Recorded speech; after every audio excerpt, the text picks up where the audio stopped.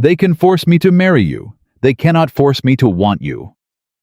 Clara Whitmore said it, standing in the middle of a courthouse in front of a judge, in front of a town that had already buried her husband, and was now watching them bury what was left of her choices.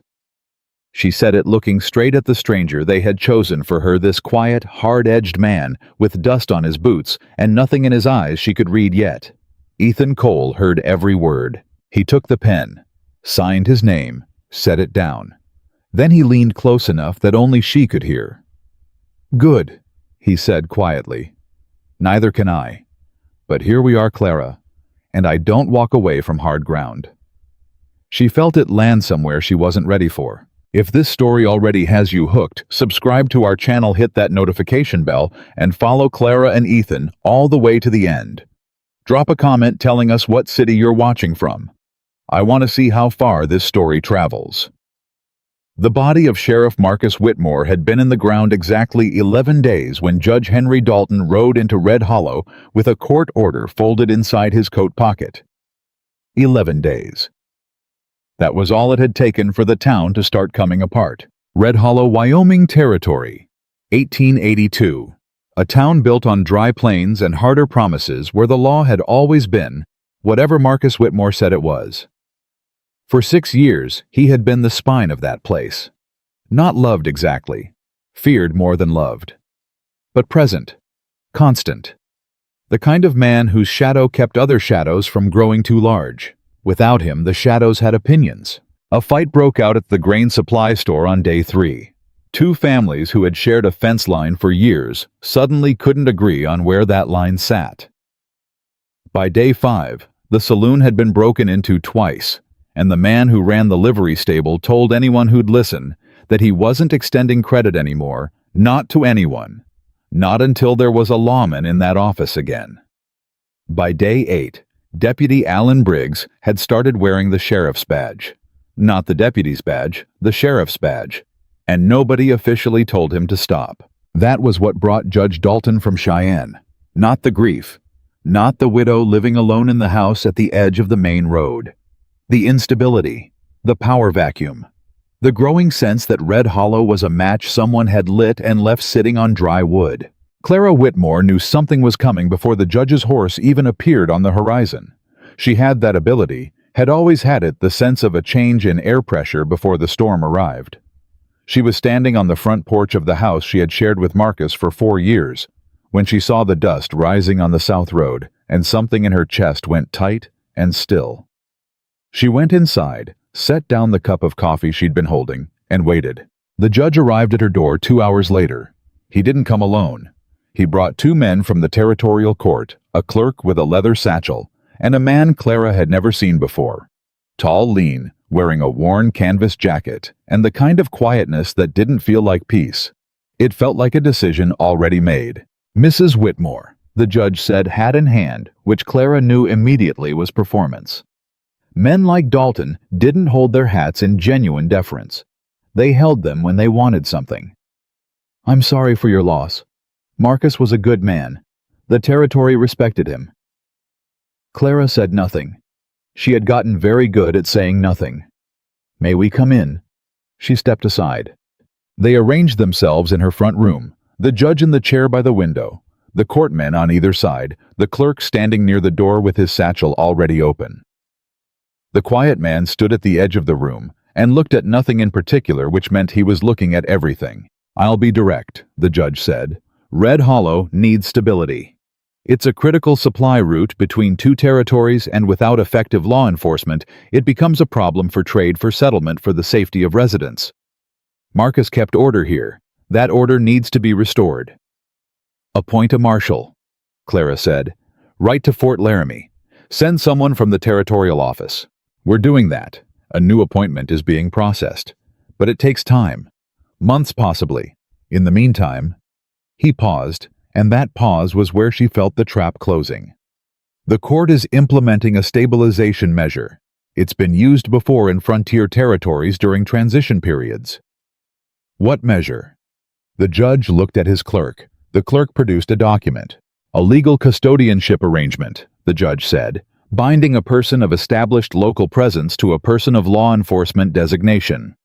jointly responsible for the sheriff's residence, the office records, and the maintenance of civil order during the transition period. Clara stared at him. "You're talking about a marriage arrangement. A legal partnership. You're talking about a marriage arrangement," she said again, and her voice was flat and final. "Say it plainly, Judge Dalton. I'm a grown woman. Don't dress this up in courthouse language." The judge set his hat on his knee. "Yes, the court is authorizing a conditional marriage arrangement. It can be dissolved after the appointed marshal takes permanent office if both parties agree. And if I don't agree, the court will appoint a custodian regardless. Without the legal arrangement, that custodian has authority over the sheriff's estate, including this property." There it was. Clara heard it clearly. Agree to the marriage or lose the house. Lose the office records. Lose whatever foothold she still had in a town where Marcus's name was the only currency she'd been given. She turned slowly and looked at the quiet man at the edge of the room. "And this is the man you've chosen." "Ethan Cole," the judge said. "Former Army Scout, 3rd Infantry, 6 years on the frontier. He's agreed to serve in a temporary law enforcement capacity during the transition." "Has he?" Ethan Cole looked at her directly for the first time. His eyes were the color of dry creek beds, gray-brown steady, giving nothing away. He wasn't handsome in any easy sense. He was the kind of man who looked like he had been used hard and put away correctly. Everything about him was calibrated and deliberate, except one thing. When he looked at Clara, there was a flicker of something that moved through his expression too quickly to name. "Mrs. Whitmore," he said. His voice was low. It had the quality of something that didn't get raised often, which made it carry more when it did. "Mr. Cole." She kept her eyes on him. "Do you think this is a reasonable arrangement?" A beat of silence. "No," he said. The judge shifted in his chair. The clerk looked up from his papers. Clara almost smiled. Almost. "Then why are you here?" "Because the judge asked me to be, and someone needs to be, and I didn't have anywhere better to be." He paused. "That's an honest answer. I can give you dishonest ones if you'd prefer." "I prefer honest ones," she said. She looked at the document in the clerk's hands. She looked at the judge's careful political face. She looked at the window and the street beyond it, and the town that had been watching her for 11 days, waiting to see how the widow would land. Then she looked back at Ethan Cole. "Don't mistake this for consent," she said. He held her gaze, steady, unblinking. "I don't plan to." The courthouse ceremony took 14 minutes. Clara wore the same dress she'd been wearing when they arrived. She didn't change. Changing would have implied this was an occasion she'd prepared for, and she refused to give the moment that dignity. The clerk read the legal language. The judge signed his name. Ethan signed his. Clara signed hers, and her signature was exact and controlled the letters sharp as cut wire. When it was done, the judge shook Ethan's hand and told Clara he was sorry for the inconvenience. She thanked him with a smile that didn't reach her eyes and walked out of the courthouse ahead of everyone. Outside, the main street of Red Hollow stretched in both directions, the feed store, the saloon, the bank with its new paint already peeling, the dry goods store where 3 women were pretending to look at fabric bolts in the window, but were actually watching the courthouse door. Clara saw them. She always saw them. Ethan came out behind her and stood at her shoulder, not quite beside her. "I'll collect my things from the boarding house," he said. "I can be at the house before nightfall." "The guest room is at the end of the hall," Clara said without turning to look at him. "There are clean linens in the chest. The door locks from the inside. I expect you to keep it locked." "That was already my plan." "Good." She started walking. "Don't touch the office records until I've gone through them." "Are you the one who organizes them?" "Marcus organized nothing. I organized everything." She felt his silence behind her as she walked, and it was a different quality of silence than most people's. Not the silence of someone who had nothing to say, but the silence of someone listening carefully to what had just been said. She didn't look back. By the time Ethan Cole arrived at the house with a single saddlebag and a rifle, he set by the door without asking permission. Half of Red Hollow had already heard 3 different versions of what had happened at the courthouse. The version Deputy Alan Briggs was circulating was the one that bothered Clara most. She heard it from Nell Chambers, the postmaster's wife who came to the back door an hour after dark with a dish of food Clara hadn't asked for, and the expression of a woman carrying news she considered a favor. "Alan Briggs is saying the judge forced it," Nell said, settling the dish on Clara's kitchen table without invitation. "Saying the court overstepped, saying Marcus would have hated it." "Alan Briggs doesn't know what Marcus would have hated," Clara said. "He's also saying—" Nell hesitated. "He's saying that man they've sent is not what he appears, that he has a record." Clara looked at her. "What kind of record?" "He didn't say, just that he knew something, that he'd been looking into it."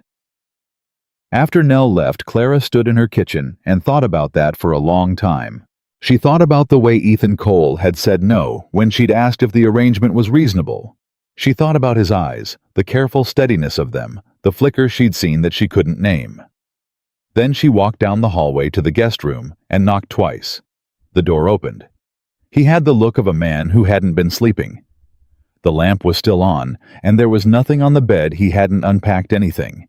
He was still in his jacket. "Deputy Briggs," she said. "He's spreading information about you. Claims to know something about your past." Ethan leaned one shoulder against the doorframe. "What does he claim to know?"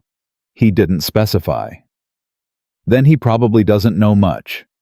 He paused. "Or he knows something small and he's making it sound large.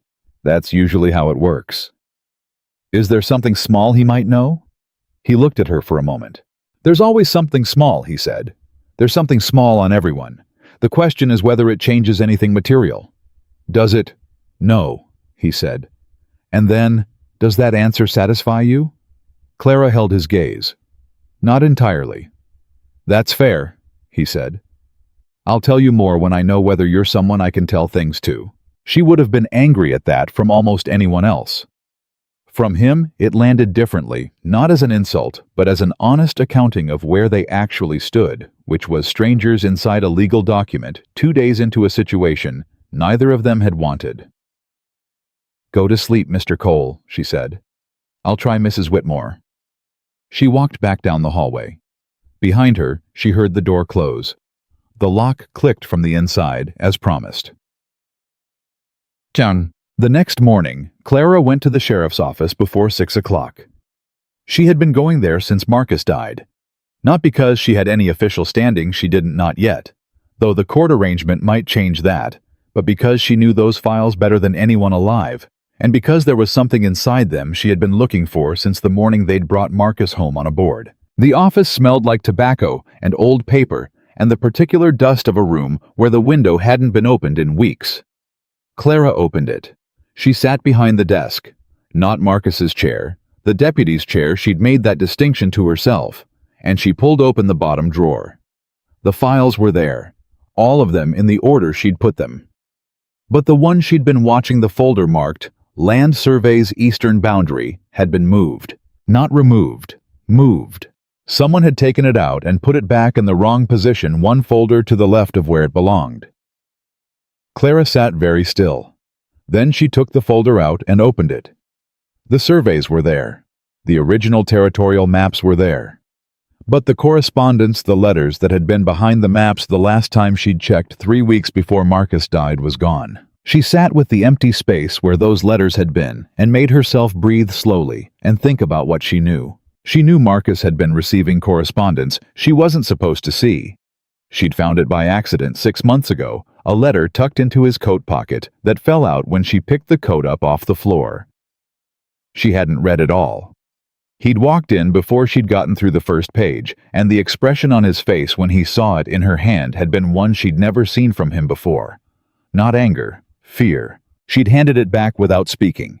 He'd folded it into his breast pocket and never mentioned it. Neither had she.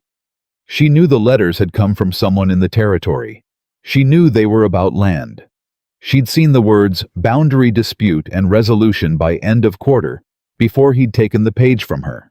And she knew that Marcus Whitmore, who had never been afraid of anything in 6 years of rough frontier law enforcement, had been afraid of something in those last months. She was still sitting with the empty folder when she heard boots on the boardwalk outside, and the door opened. Ethan Cole. He stopped when he saw her at the desk. He had coffee in one hand, 2 cups she noticed, which she hadn't expected.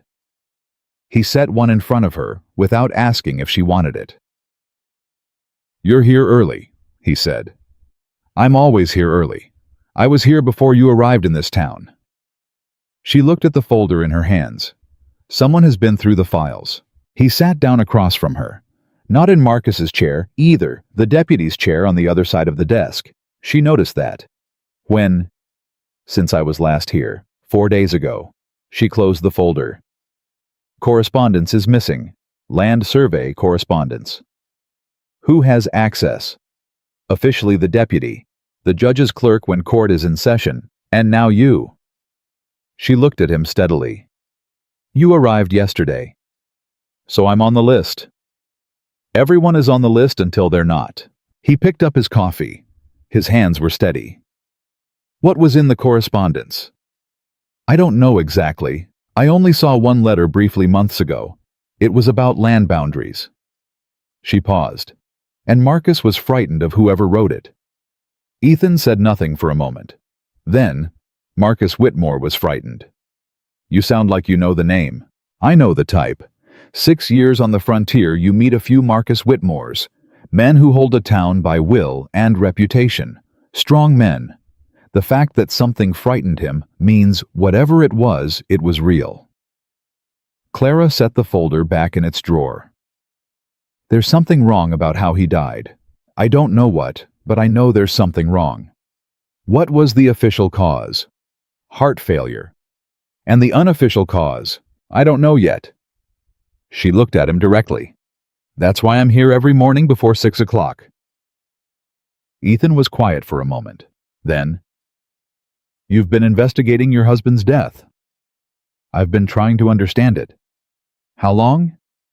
Since the morning they brought him home.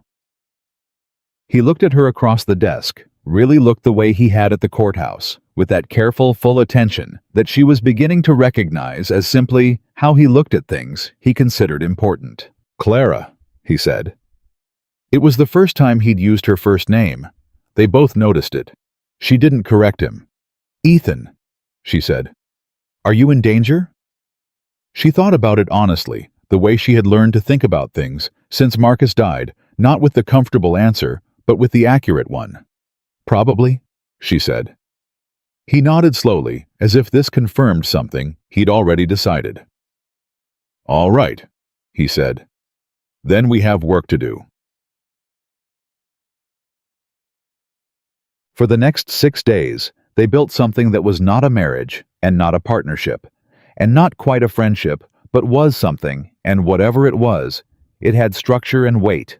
Clara went to the office every morning. Ethan went with her.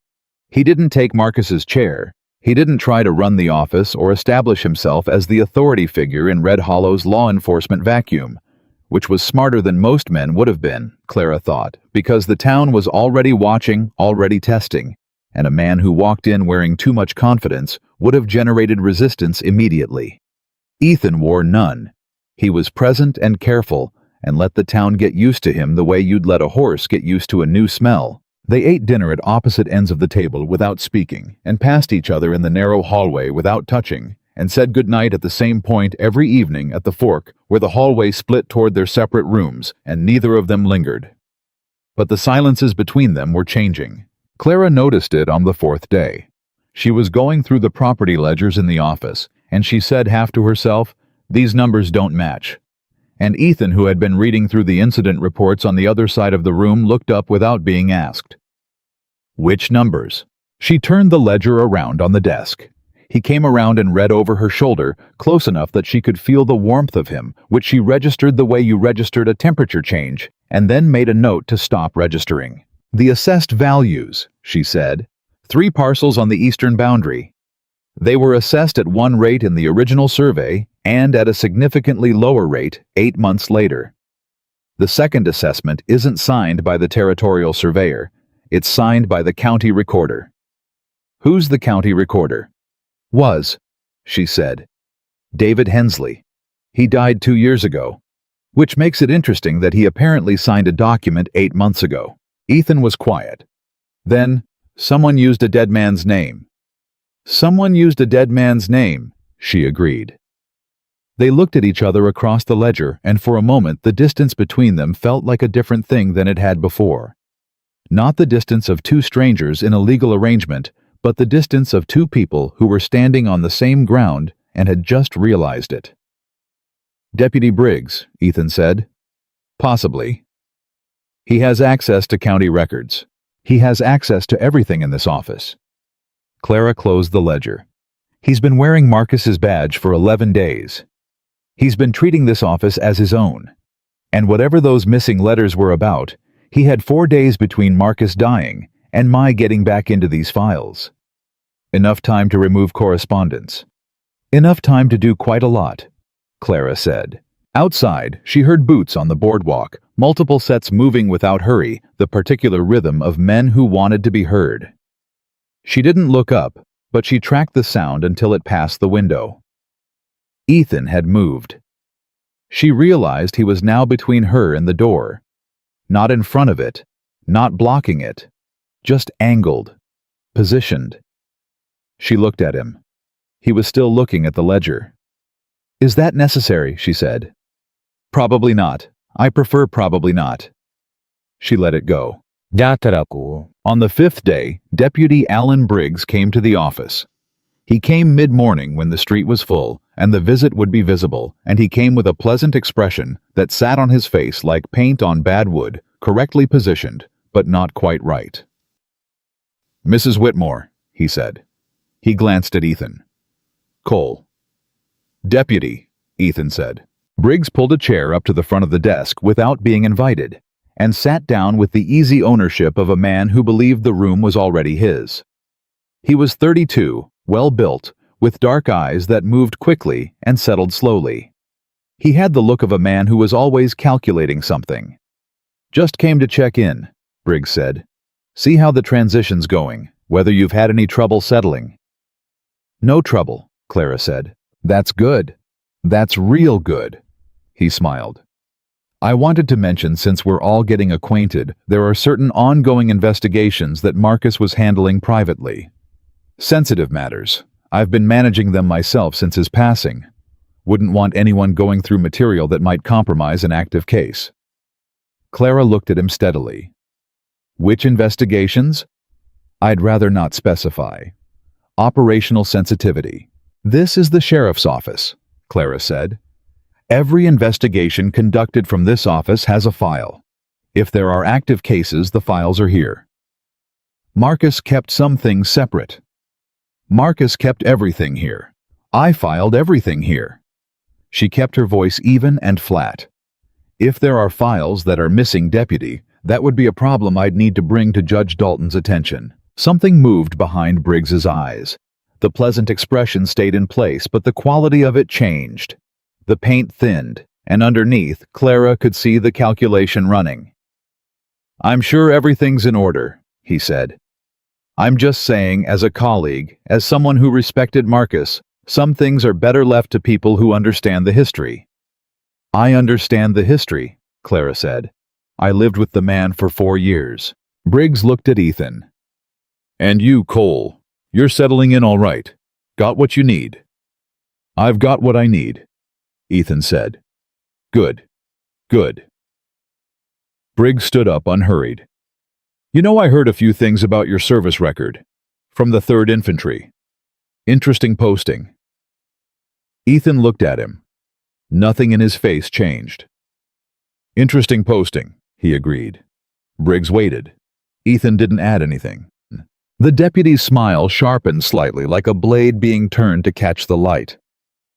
Just saying, frontier territories have long memories. Red Hollow has its ways. Better to understand the lay of the land before making any moves. I appreciate the advice, Ethan said. Briggs put his hat on, nodded to Clara, and walked out. Clara waited until she heard his boots reach the far end of the boardwalk. "What's in your service record?" she said. "Nothing that ends well for Briggs if he uses it," Ethan said. "That's not an answer." He looked at her. For a moment, something moved across his expression, not the flicker she'd seen at the courthouse, but something slower and more deliberate, as if he were weighing something and making a decision. "Court-martial hearing," he said. "1878. Charge of disobeying orders in the field.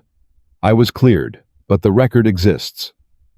"What orders did you disobey?" "I was told to hold a position while a family of settlers was being driven off their land by men working for a land company, agents with official papers, and a colonel's verbal authorization." His voice didn't change. It stayed level and flat. "I didn't hold the position." Clara held his gaze. "Were they safe?" she said. "The family?" "Yes." She turned back to the ledger. "Then I don't think that record will serve Deputy Briggs as well as he expects." She heard nothing behind her. Then very quietly, so quiet she almost didn't catch it. "No," Ethan said. "I don't think it will either." On the sixth evening, Clara couldn't sleep. She lay in the dark and thought about the land assessments with the dead man's signature. She thought about the missing letters. She thought about the expression on Marcus's face when she'd held that page, the expression she had never seen from him before in 6 years, through things that should have frightened anyone, the expression of someone who has realized they are outmatched. Marcus Whitmore was many things. Clara had understood this with increasing clarity in the last months of his life. He was hard in ways that sometimes crossed lines she didn't let herself name directly. He used the weight of his office in ways that weren't always clean. She had looked away from things she shouldn't have looked away from. She knew that. She lived with that. But he had not been stupid, and he had not been easily intimidated. And something had intimidated him. She got up at 2 a.m. and went to the kitchen for water, and she found Ethan sitting at the table with a lamp and a piece of paper he was writing on. She stopped in the doorway. He looked up without startlement, as if he'd heard her coming, which he probably had. "Can't sleep," she said. "Neither can I." She came in, got her water, stood at the counter instead of sitting down, which felt safer. "What are you writing?" "Names," he said. "Everyone Briggs has been seen talking to in the last 2 weeks in order, trying to find a pattern." "Who told you?" "Gideon at the livery. He sees everyone. Nobody talks to the man who shoes their horses." Ethan looked down at the paper. "Briggs has met privately with 4 men, the county land recorder's assistant, 2 ranchers whose properties border the eastern parcels, and a man no one seems to be able to identify who came in on the stage last week and is staying at the back room of the saloon." Clara came to the table and looked at the paper. He turned it toward her without her asking. 4 names, one marked with a question mark. "The land recorder's assistant is a man named Tolliver," she said. "He's been in that office for 3 years. He would have known David Hensley. And he would know what Hensley's signature looked like." "Yes." They both looked at the paper. "Clara," Ethan said. It was quiet at 2 a.m, and her name in his voice had a different weight than it did in daylight. She noticed this and set it to one side. "Yes. Whatever Marcus was involved in it was large enough for someone to kill him over." She said nothing. "And it's large enough for them to come after you." "I know," she said. "You knew before I said it." "I've known for 11 days, she said.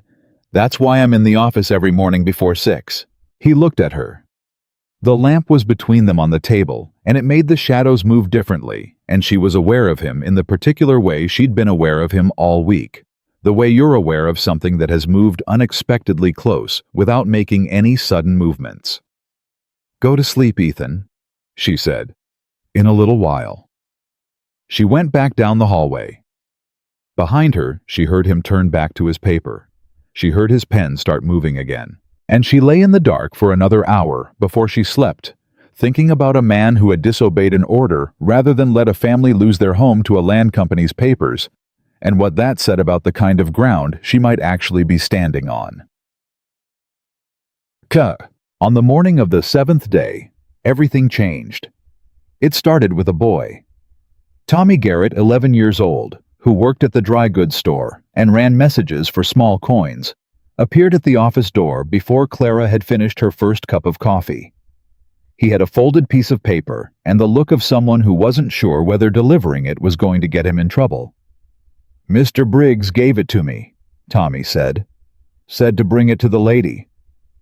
Clara unfolded it. It was short, handwritten in Briggs's particular cramped script. "Mrs. Whitmore, a word of friendly counsel. The man the court has sent you has debts in 3 territories and a woman in Kansas who would be surprised to hear he's taken a wife. The arrangement you've entered may not be what you've been led to believe. I can provide documentation. Come to my office this afternoon alone. A.B." Clara read it twice. Then she folded it precisely and set it on the desk. Ethan came in from the back room where he'd been checking the deputy's evidence cabinet. "What is it?" he said.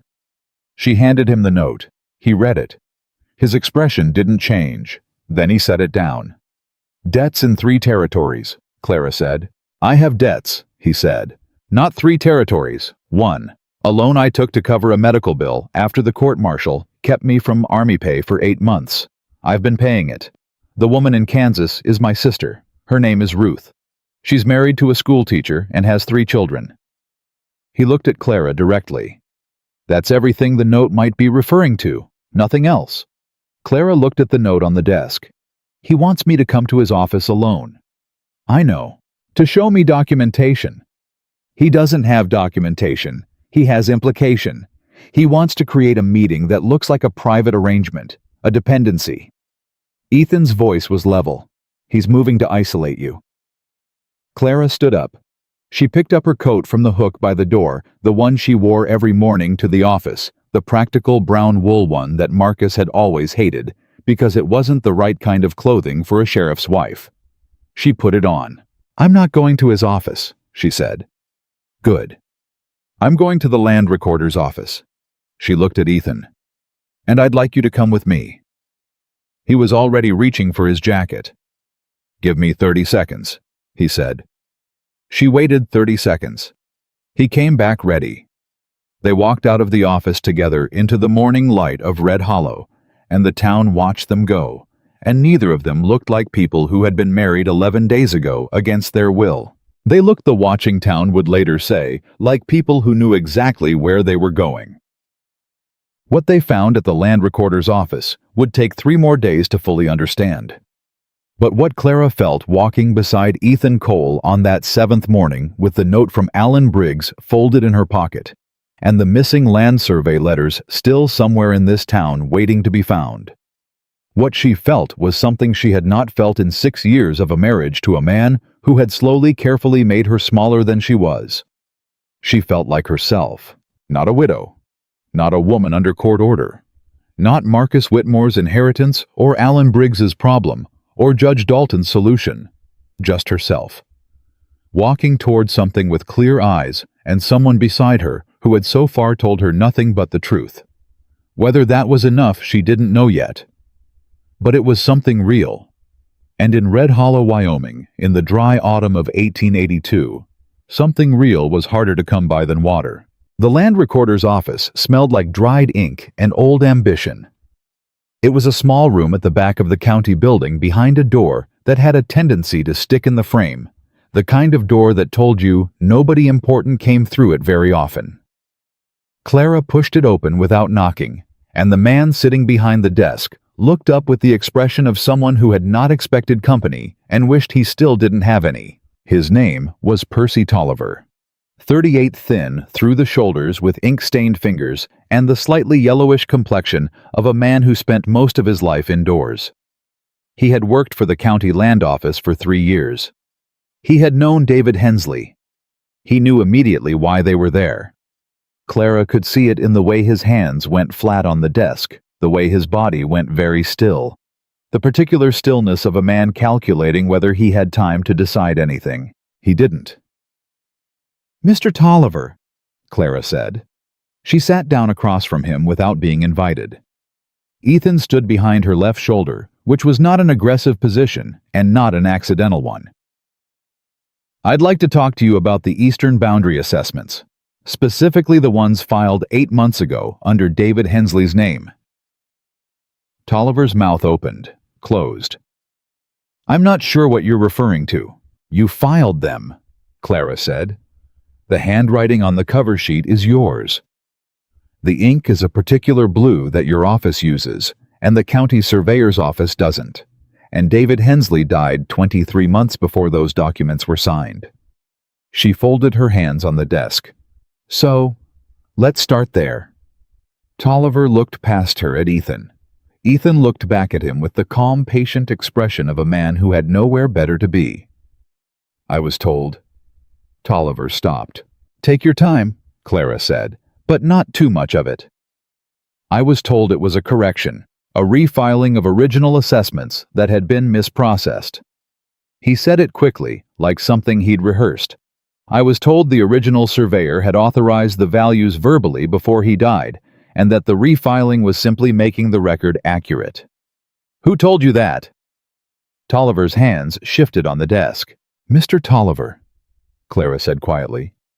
Someone used a dead man's name on a legal land document. That is forgery. That is a federal crime in this territory. The question in front of you right now is whether you're the person who did it or whether you're the person who was instructed to do it by someone else. She let that sit for a moment. Those are two very different positions to be in. The silence in the room was the kind that has weight. Briggs, Tolliver said. His voice came out small and defeated like air going out of something. Alan Briggs. He brought me the documents. He said the sheriff had approved it, that it was a legal correction, and that if I asked questions I was making problems for myself. He exhaled. I didn't ask questions. Did you know what the reassessment did to those parcels? Clara asked. It lowered their recorded value. By how much? Tolliver looked at his desk. 60%. Clara heard Ethan shift his weight behind her. She kept her eyes on Tolliver. 60%, she said. On 3 parcels on the eastern boundary. What happens to land when its recorded value drops 60%? It becomes eligible for county acquisition, Tolliver said. If the owner can't meet the adjusted tax basis, which at 60% reduction, most of them couldn't. And once the county acquires it, it can be resold to a private buyer. He stopped. At market value, which would be significantly higher than the acquisition price. Clara sat back. There it was, the shape of the thing. Clean and ugly and simple, the way corruption almost always was when you finally got to the center of it. Not complicated machinery, just someone taking what wasn't theirs and building enough paper around it that nobody would look too closely. Who was buying? She said. I don't know. I wasn't told. Guess. I can't. Mr. Tolliver? Her voice sharpened. You falsified a document. You are going to be part of this story one way or another. Your only choice is whether you're part of it as someone who helped or someone who told the truth when asked. Guess. Tolliver looked at his hands, then at the ceiling, then back at her. There's a company, he said. Out of Cheyenne, Frontier Valley Land and Development. They've been acquiring eastern parcels for 2 years, always through county acquisition, always at distressed prices. He paused. 3 of the 4 principals in that company are silent. But one isn't. His name is in the incorporation filing. What name? Tolliver said it. Clara went very still. Behind her she heard Ethan take a slow breath. The name Tolliver had said was not Alan Briggs. It was not anyone she'd been looking at. It was a name she had seen at the bottom of court documents, a name she had seen on the authorization order that had arranged her marriage. A name that carried the full legal weight of the Wyoming Territorial Court. Judge Henry Dalton. Clara stood up. She kept her face exactly where it was composed level, giving nothing. Thank you, Mr. Tolliver, she said. You'll want to stay in town. Am I in trouble? That depends on what you do next. She picked up her coat. Don't talk to Briggs. Don't talk to anyone until I tell you to. She walked out. Ethan was 1 step behind her. They were halfway down the main street before either of them spoke. Dalton, Ethan said. Yes. The judge who arranged our marriage. The judge who arranged our marriage, she confirmed, who rode in from Cheyenne with a court order and a convenient solution to Red Hollow's stability problem. She walked without slowing.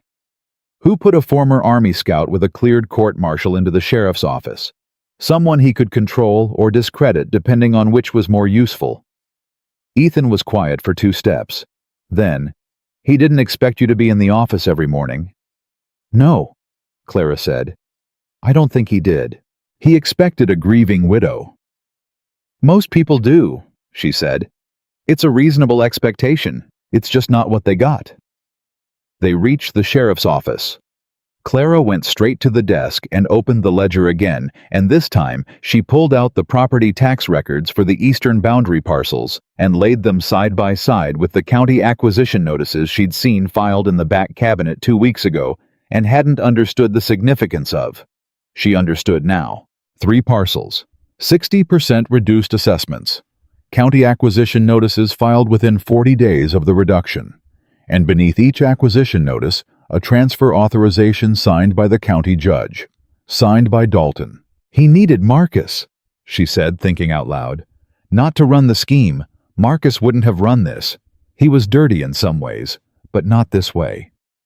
She was moving through it as she spoke. He needed Marcus to not look, to not ask questions about the land filings, to provide cover by being the law in this town while someone else moved the pieces. And when Marcus started looking, Clara placed both hands flat on the desk. "I think Marcus found the letters," she said, "or someone wrote to him. Someone trying to warn him or threaten him or both. And I think when Marcus started getting frightened, Dalton decided Marcus had become a liability." "Heart failure," Ethan said, "at 41, with no history of illness."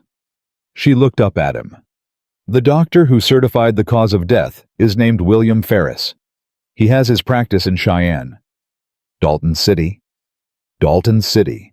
They stood on opposite sides of the desk with the ledger and the tax records, and the acquisition notices between them, and the room felt smaller than it had an hour ago. Charged with the particular electricity of 2 people who have just understood something dangerous. "We need the original letters," Clara said.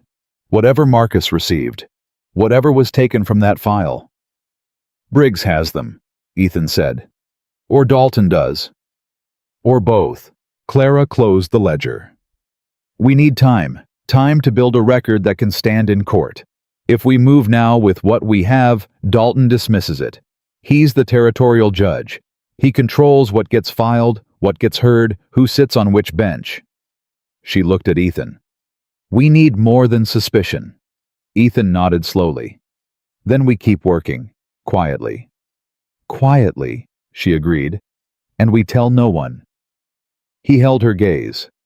"Clara, if Dalton arranged to remove Marcus—" "I know. Then we're both of the same position Marcus was in." "I know that too," she said.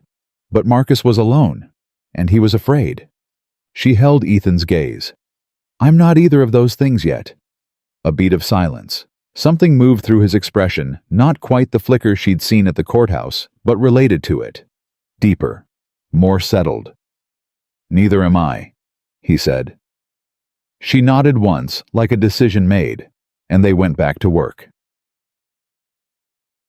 The town didn't know what Clara and Ethan were building inside that office.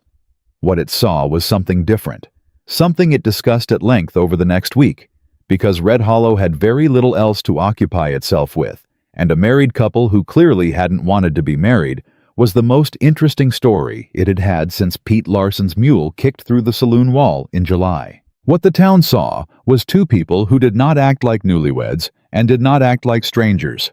They were something in between, something harder to name. They walked to the office together every morning and walked home together every evening. And in between they sat on opposite sides of the same desk and did not appear to be having any of the difficulty people had expected. Nell Chambers told the women at the fabric counter that she'd heard them talking through the kitchen window, and it sounded like a business meeting. Old Gideon at the livery said Cole had come by to check on the horses and had the look of a man who was sleeping better than expected. The saloon's proprietor, a broad-faced man named Hector Voss, said Briggs had come in 3 evenings running and ordered whiskey, and sat alone, which was notable because Briggs was not a man who sat alone by preference. Something was shifting. The town could feel it without knowing what it was. Inside the house, things were shifting too in ways that were smaller and less visible, and considerably more difficult for either occupant to categorize. It started with practical things. They established a rhythm without discussing it. Clara made coffee in the mornings because she was up first.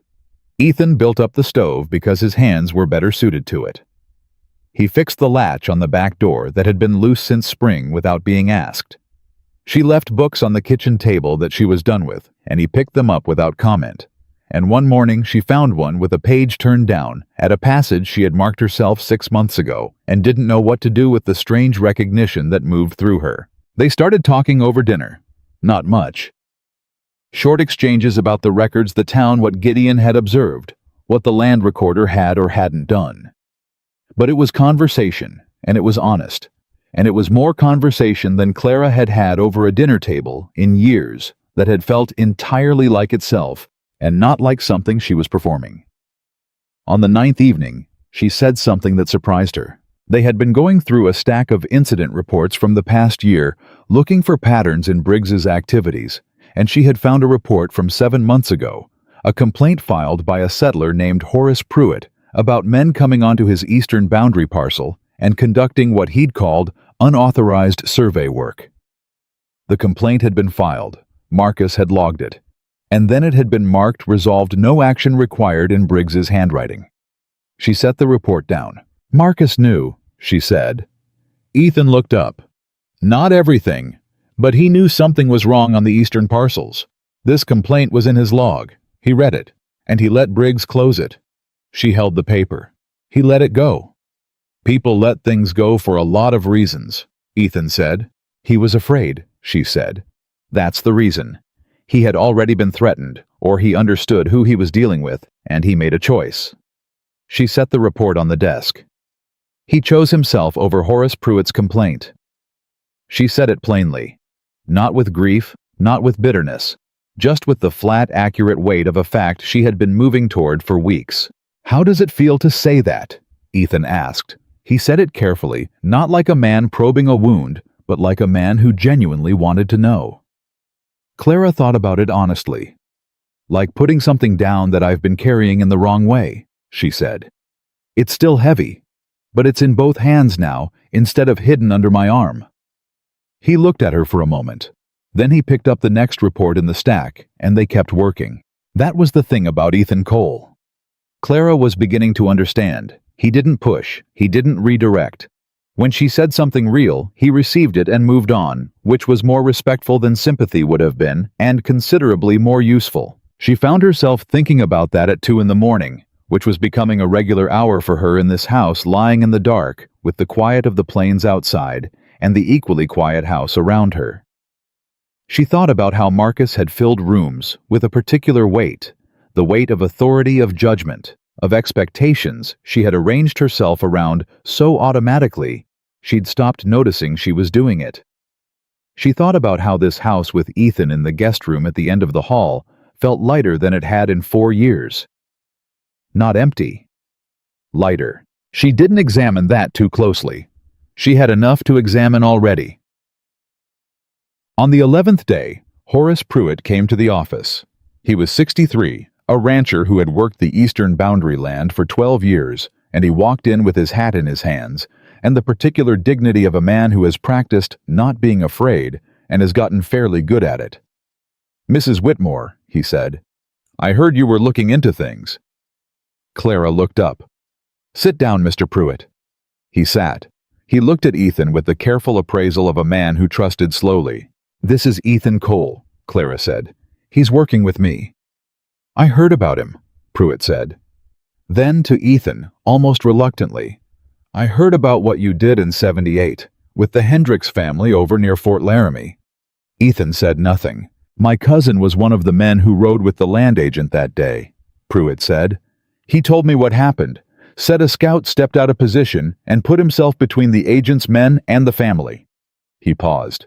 Said it was the most straightforward thing he'd ever seen a man do, and the most foolish given the position it put him in. Your cousin was wrong about the foolish part. Ethan said. The position it put me in turned out fine. Pruitt looked at him for another moment. Then he seemed to make a decision. They came back to my land, he said. 3 weeks ago, 4 men. Said they were conducting a routine boundary verification.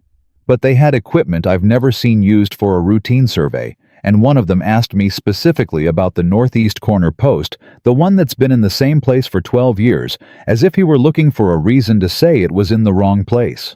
Did they give you any documentation? Clara asked. A letter. From the county land office. He produced it from his coat pocket. Signed by Percy Tolliver. Clara took it. She read it. Then she passed it to Ethan. It was a notice of boundary verification standard language official letterhead, but the reference number at the top matched one of the fraudulent reassessment files she'd found in the county records. Mr. Pruitt, she said, your land is being set up for acquisition. Someone has been manipulating the assessment records to make it eligible for county takeover.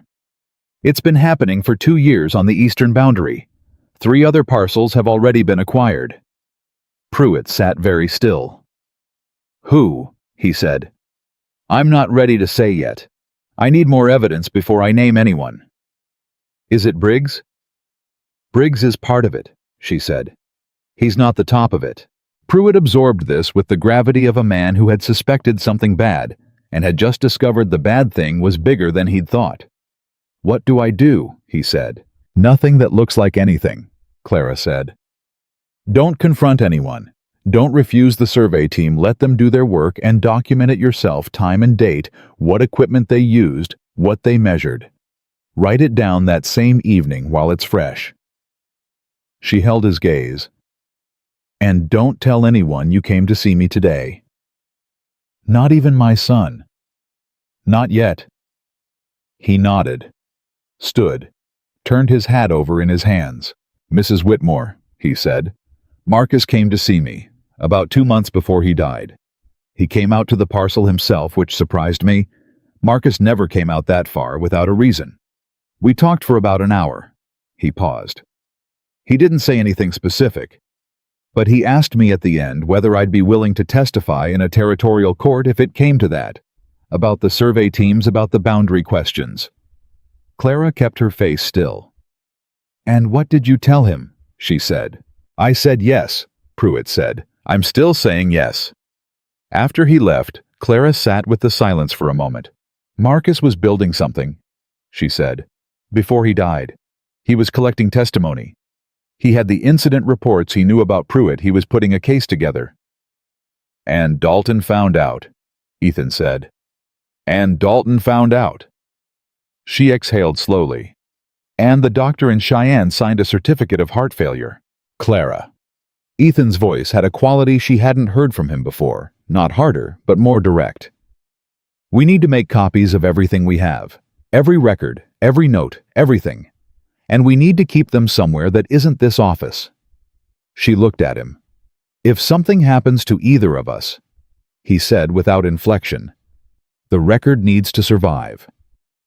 The room was very quiet. I know a place, she said. Where? Nell Chambers, she said. I know what she looks like. I know what she does. But she's not what she appears to be either. She picked up the Pruitt letter. Her brother is a federal circuit court judge in Denver. She's been in this town for 2 years watching it. I don't know exactly why, but she's watched it carefully enough that she already knew something was wrong before I did. Ethan looked at her. You've been thinking about Nell Chambers. I've been thinking about everything, Clara said. That's what I do. A beat. I know, he said. It's one of the things that... He stopped. She looked at him. He redirected. It's what makes you dangerous to whoever's running this scheme. That was not what he'd started to say. She let it go because pressing it felt like stepping onto ice she hadn't tested yet. Boy. That evening, the stranger from the back room of the saloon made his first visible move. Gideon saw it and sent Tommy Garrett to the house with a folded note that said, Only the man from the stage is at the telegraph office. Sent 3 messages. Left in the direction of the county building. Clara read it and passed it to Ethan across the kitchen table. "Reporting back," he said. "To Dalton, or to whoever Dalton reports to." She set the note down. "They're watching us. They've been watching since you arrived. They want to know how far we've gotten." "Then we give them something to see," Ethan said. She looked at him.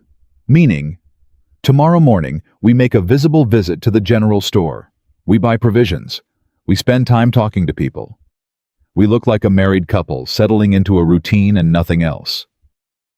A performance. A useful one. While you visit Nell Chambers in the afternoon on a social call that looks like nothing." Clara thought about it. "And you—" "I'm going to go talk to the 2 ranchers on Briggs's meeting list, separately, without making it look like business." He paused. "I know how to talk to ranchers." She believed him. She had the growing sense that Ethan Cole knew how to move through most situations without announcing himself, which was a quality she had not had occasion to appreciate in anyone for a long time. "All right," she said. She started to stand up to clear the table. His hand came down near hers on the table, not touching, just nearby, the way you'd place a hand to indicate something without making it a gesture. "Clara," he said. She stilled. "Are you all right?" he said. He said it simply, without strategy, without the careful positioning she was used to men using when they wanted something. Just the words, direct and plain. She was quiet for a moment. "I'm tired," she said. "Not defeated, just tired." He nodded. "That's an honest answer." "You keep noting when I give honest answers," she said. "I keep noticing when you do," he said. "It's not something I take for granted." She looked at him across the table. The lamp was between them again, and the house was quiet around them, and for a moment she was sharply aware of the specific quality of this situation. 2 people in a legally arranged marriage inside a dead man's house, building a case against a territorial judge, eating dinner across from each other in what had somehow, over 11 days, stopped feeling like an imposition and started feeling like a rhythm. "Ethan," she said. "Yes. What would you be doing right now if the judge hadn't sent you here?" He thought about it. "Probably working a stage line out of Laramie," he said. "Scout work for the eastern routes. It pays enough. It keeps moving." He looked at the table. "I like keeping moving. Or I did." "Did," she said, hearing it. He looked up at her. "Did," he confirmed, quietly.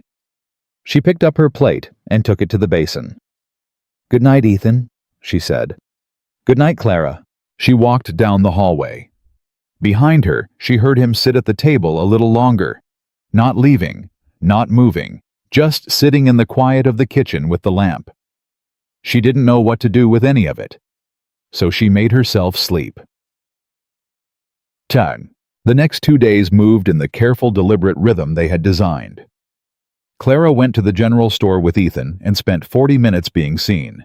She accepted Nell Chambers' standing invitation to tea in the afternoon, and over 2 careful cups of Earl Grey and sliced bread, she laid out everything she knew for a woman who turned out to be considerably more than a postmaster's wife with a nose for gossip. Nell listened without interrupting. When Clara finished, Nell set down her cup and said, "My brother needs the acquisition records, the originals, whatever you can get your hands on." "How soon?" "As soon as you can move them safely." "Can he convene a federal hearing?"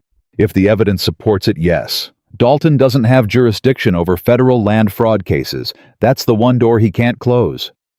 Nell's voice was even and deliberate.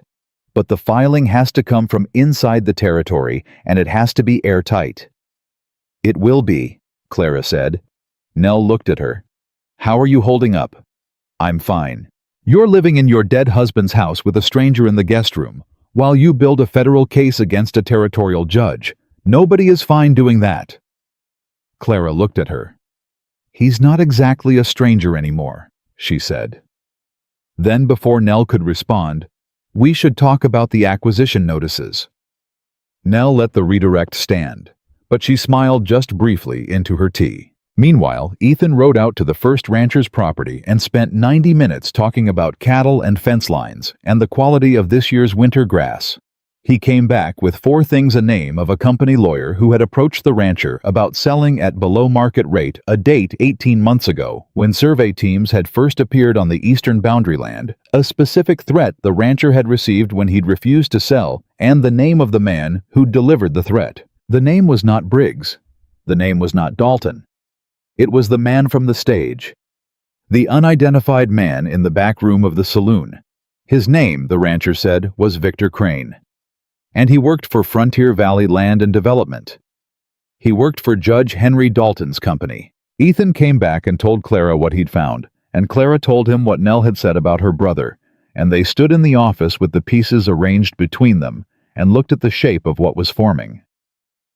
Crane is the operative, Ethan said. Dalton stays clean. Briggs provides local access. Crane provides enforcement. Tolliver provides the paperwork. And Marcus provided the cover, Clara said, until he stopped. They were standing close. The desk was behind her and he was in front of her, and the distance between them had been getting harder to measure accurately over the past 12 days. It was not the distance of the first day anymore, and it was not yet whatever came after this, and the territory in between had no map. "We're close," he said, "but we need Crane. We need him to either talk or make a move we can document." "He'll make a move," Clara said. "He sent 3 telegraphs yesterday. Something is being decided. When it comes, it'll come fast. Then we need to be ready." "We need to be ready," she agreed. She looked up at him. He was looking at her with that full, careful attention that had stopped feeling invasive and started feeling like something she had been waiting a long time to have directed at her. Not the evaluating attention of a man measuring her usefulness, but the attention of someone who was genuinely watching to understand. She opened her mouth to say something practical and procedural. What came out instead was, "Why did you come here, Ethan?" The truth, not the answer you gave the judge. He was quiet for a moment, because the judge described a woman who had just lost her husband and was going to lose her house, and probably her standing in a town that had only ever known her as someone else's wife, he said. And he described a situation where someone needed to be there. He paused. "I told you I didn't have anywhere better to be. That was true, but it wasn't the whole truth." "What's the rest of it?" "The rest of it is that I've spent 6 years being someone who shows up when something needs doing and then moves on when it's done. That works. It's a clean way to live." He held her gaze. "And standing in that courthouse looking at you, I thought for the first time in a long time that I didn't want to move on before something was finished." She heard it. All of it. "Ethan." The door of the office opened. Briggs. He came in without knocking, which he hadn't done before, and the pleasant expression was entirely gone. What was on his face instead was something stripped back and direct, the face of a man who had just received information and had made a decision. "Mrs. Whitmore," he said, "I need you to come with me. There's a situation on the eastern boundary. One of Pruitt's workers is saying there's been an altercation." Clara looked at him. "Then ride out to Pruitt's yourself. That's the deputy's job." "The worker is asking for you specifically. Says Pruitt told him to come to you if anything happened." Clara held very still. Pruitt had been told to tell no one. The only way a worker of his would know to come to her was if Pruitt had said something. Or if Pruitt hadn't said anything, and this was not a worker at all. "Where is he?" she said. "Outside. My horse is ready. I'll need a moment to get my coat." "Of course." Briggs stepped back, but he stayed in the doorway. Clara turned to reach for her coat, and in the half-second when her back was to Briggs, Ethan moved. He moved smoothly without urgency, simply repositioning himself between her and the door at an angle that looked casual and wasn't. She put on her coat and turned back. "I'll come," she said to Briggs, "and Mr. Cole will come with me." Briggs looked at Ethan. Something passed through his eyes, calculation adjustment. "Of course," he said, pleasantly. The 3 of them walked out into the late afternoon light of Red Hollow, and the town watched them go, and the pleasant expression was back on Briggs's face, and Clara walked beside Ethan and kept her breathing even, and thought about how close they were, and how much still needed to happen before any of this was safe, and how the distance between close and finished could be the most dangerous distance in the world. The plains were going gold in the last light, and somewhere out on the eastern boundary, something was waiting. There was no worker. Clara knew it before they'd ridden a quarter-mile out of town. She knew it the way she knew most things, by what was absent rather than what was present. No horse tied outside the office when Briggs had come in. No urgency in his voice when he described an altercation. No specific detail about what had happened, only the one detail designed to move her, that Pruitt's worker had asked for her by name. Pruitt had been told to tell no one. She had told him herself 2 days ago, looking him in the eye. He was not the kind of man who forgot that kind of instruction. She rode between Briggs and Ethan on the road east, and kept her face composed and her breathing steady, and thought about what she actually knew. She knew Briggs had been tipped. She knew Victor Crane had sent 3 telegraphs. She knew something had been decided in the last 48 hours by people who operated from a distance and used other men's hands for the difficult work. She knew she had made herself visible by going to Tolliver, by going to Nell Chambers, by being someone who got up every morning before 6 o'clock and walked into that office like she had every right to be there. She had every right to be there. But rights and safety were different categories of thing on the Wyoming frontier in 1882, and she had never been confused about that. Ethan rode on her left side. He hadn't said a word since they'd left town. He didn't need to. She could feel the quality of his attention, the way it was distributed outward, watching everything, cataloging the road, the tree line, the distance ahead, the way Briggs sat his horse, and where Briggs' hands were. She had never in her life been glad to have someone paying that particular kind of attention to the world around her. She was glad now. They were 40 minutes out of town when Briggs slowed his horse and turned onto a side road that led toward one of the eastern boundary parcels. "Pruitt's fence line is another mile north," Clara said. "Worker said he'd wait here," Briggs said. "Easier access to the boundary marker." There was no worker. There was no worker, and this road led away from anything that could be called a settlement, or a building, or a place where other people would pass. She felt Ethan's horse shift slightly to her left closer, without crowding the way you'd move to keep something within reach.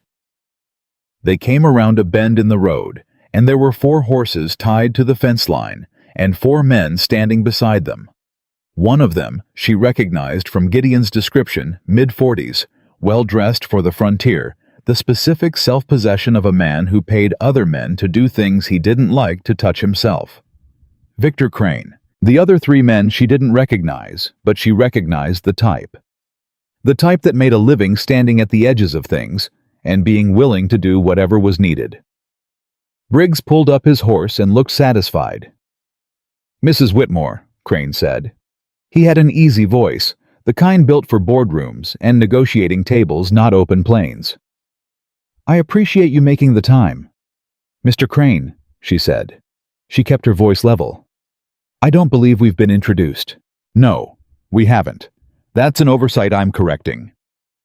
He looked at Ethan with the measuring expression of a man who had been given information and was now checking it against the reality in front of him. "Mr. Cole, your reputation precedes you." "It usually does," Ethan said. "Doesn't usually tell people much they actually need to know." Crane smiled. It was the smile of a man accustomed to winning. "I'll be direct since I think we're all busy people. The situation in Red Hollow has become complicated in ways that weren't anticipated. Some files have been reviewed that were meant to be administrative in nature. Some questions have been asked that create unnecessary complications for a business arrangement that has been conducted within the full scope of territorial law. Falsifying a dead man's signature isn't within the scope of territorial law," Clara said. Crane looked at her. The smile stayed, but the quality of it changed. "Mrs. Whitmore, you are in a difficult position. You've been in a difficult position since your husband died, and I have sympathy for that. What I'm offering you is a resolution. Sell the sheriff's residence and the attached land to Frontier Valley at a fair assessed price. Relocate. The court arrangement dissolves naturally. You start over somewhere with a clean future." He paused. "The alternative is a legal dispute that will be expensive public and ultimately not in your favor, given that the presiding territorial judge has an established relationship with our company." "Is that a threat?" Clara said. It's clarity, Crane said. I'm offering you clarity. I'll give you some in return, Clara said. The acquisition records from the county office are already in the hands of a federal circuit judge in Denver. The forged assessment documents with Mr. Tolliver's handwriting and David Hensley's unauthorized signature have been copied and secured outside this territory. The deposition from Horace Pruitt about unauthorized survey activity on his land is in the same location. She held Crane's gaze without blinking. What you're offering me is a resolution to a problem that no longer exists in the form you think it does. The silence that followed was the particular silence of a calculation being rapidly revised. Crane looked at Briggs. Briggs looked at Clara with an expression she hadn't seen from him before. Not anger. Something colder and more dangerous than anger. The copies, Briggs said. You're lying. You haven't had time. I've been up before 6 every morning for 2 weeks, Clara said. I've had time. One of Crane's men shifted his weight. Ethan's hand moved not to a weapon, just away from his side. Easy and visible, the movement of a man who was rearranging his options. Mrs. Whitmore, Crane said. His voice had dropped the boardroom ease. What was underneath it was not pleasant. I'd like to believe you. But even if the documents exist as you describe, a federal inquiry takes months. Things happen in months. Red Hollow is a long way from Denver. It is, Clara agreed. But it's not a long way from a territorial court hearing, which is what you'll have on your hands the moment I'm not back in town by nightfall. She looked at him steadily. Nell Chambers knows where I am. She knows who I'm with. She knows what I know. A beat. Her brother is the federal circuit judge. I thought you should have that full picture. Something moved through Crane's expression. It was the first uncontrolled thing she'd seen from him, and it moved fast. Shock, then recalculation, then something that was very close to the same expression Marcus had worn when she'd held that letter in the kitchen. The expression of a man who has realized the ground has shifted under him. Briggs said very quietly, "This is a mistake, Clara." It was the first time he'd used her first name. It sounded wrong in his mouth, like a word spoken in a language he didn't actually know. "No," Ethan said. His voice came out low and absolutely final. Using her first name is a mistake. Briggs looked at him. The 3 men behind Crane were very still. The calculation in the air had the particular quality of something that could go several directions and had not yet chosen. Then Crane said, "We're done here." And it sounded like defeat dressed as decision. He turned his horse. 2 of his men followed. The 3rd stayed a moment too long watching Ethan, and then followed too. Briggs was the last to turn. He looked at Clara for a long moment, not with the political calculation she'd seen from him for 2 weeks, but with something rawer. Something that might have been in a different man in different circumstances, something close to respect. "You've made this very complicated," he said. "It was already complicated," she said. "You made it criminal." He rode after Crane. Clara sat her horse and did not move until all 4 of them were out of sight. Then she exhaled one long, controlled breath and felt the exact shape of how close that had been. "You bluffed," Ethan said. "About which part?" "The federal judge." "Is Nell's brother actually a circuit judge?" "Yes," she said. "The copies being in Denver, that part I bluffed. The copies are in Nell's flour tin." A beat. "Flour tin," he said. "Nobody searches a postmaster's wife's flour tin." He made a sound that was almost a laugh, short, quiet, with a quality of real surprise in it, the way a laugh sounds when it arrives before a person has decided to let it. She turned her horse back toward Red Hollow. "Ethan," she said. "Yes. When we get back, we need to get the copies to Denver. Actually, to Denver. Tonight, if possible." "Tommy Garrett," he said. "He runs messages. Do you trust him?" "I trust him to do exactly what he's told and not ask why if you tell him it's important." "Then we use Tommy." He paused. "Clara, that was well done." She looked at him. The late light was flat and gold on the plains, and it sat on his face in a way that made him look less guarded than usual, less like a man who had learned to keep things behind a wall, and more like what she suspected he actually was underneath 6 years of frontier work and a court-martial and everywhere better to be. It almost wasn't enough, she said. Almost and wasn't are different things. Yes, she said. They are. They rode back to Red Hollow in a silence that felt different from every other silence they had shared in the past 2 weeks. Not the careful silence of two people managing distance. Something else. Something that had moved closer to whatever came next, and neither of them was naming it yet. They got the copies to Tommy Garrett at 7 that evening, inside a sealed leather case with a handwritten address in Denver and enough coin to make the boy take it seriously. Clara wrote 3 lines of instruction, and Ethan added 2. Tommy looked at the case, looked at the coin, looked at both of them and said, "I'll take the early stage." "Good boy," Ethan said. "Don't tell anyone," Clara said. "Not your mother, not anyone at the store, nobody." "Yes, ma'am," Tommy said. And then with the specific directness of an 11-year-old, "Is something bad going to happen?" Clara looked at him. "Not if we do this right." "Then I'll do it right," he said. He went. Clara watched him until he turned the corner, and something moved through her chest, not quite fear, not quite hope, the uncomfortable feeling that exists between them when you've done the thing you can do and have to wait to find out if it was enough. They went back to the house. They ate without much talking. The evening had the quality of something held very tightly, not anxious exactly, but alert.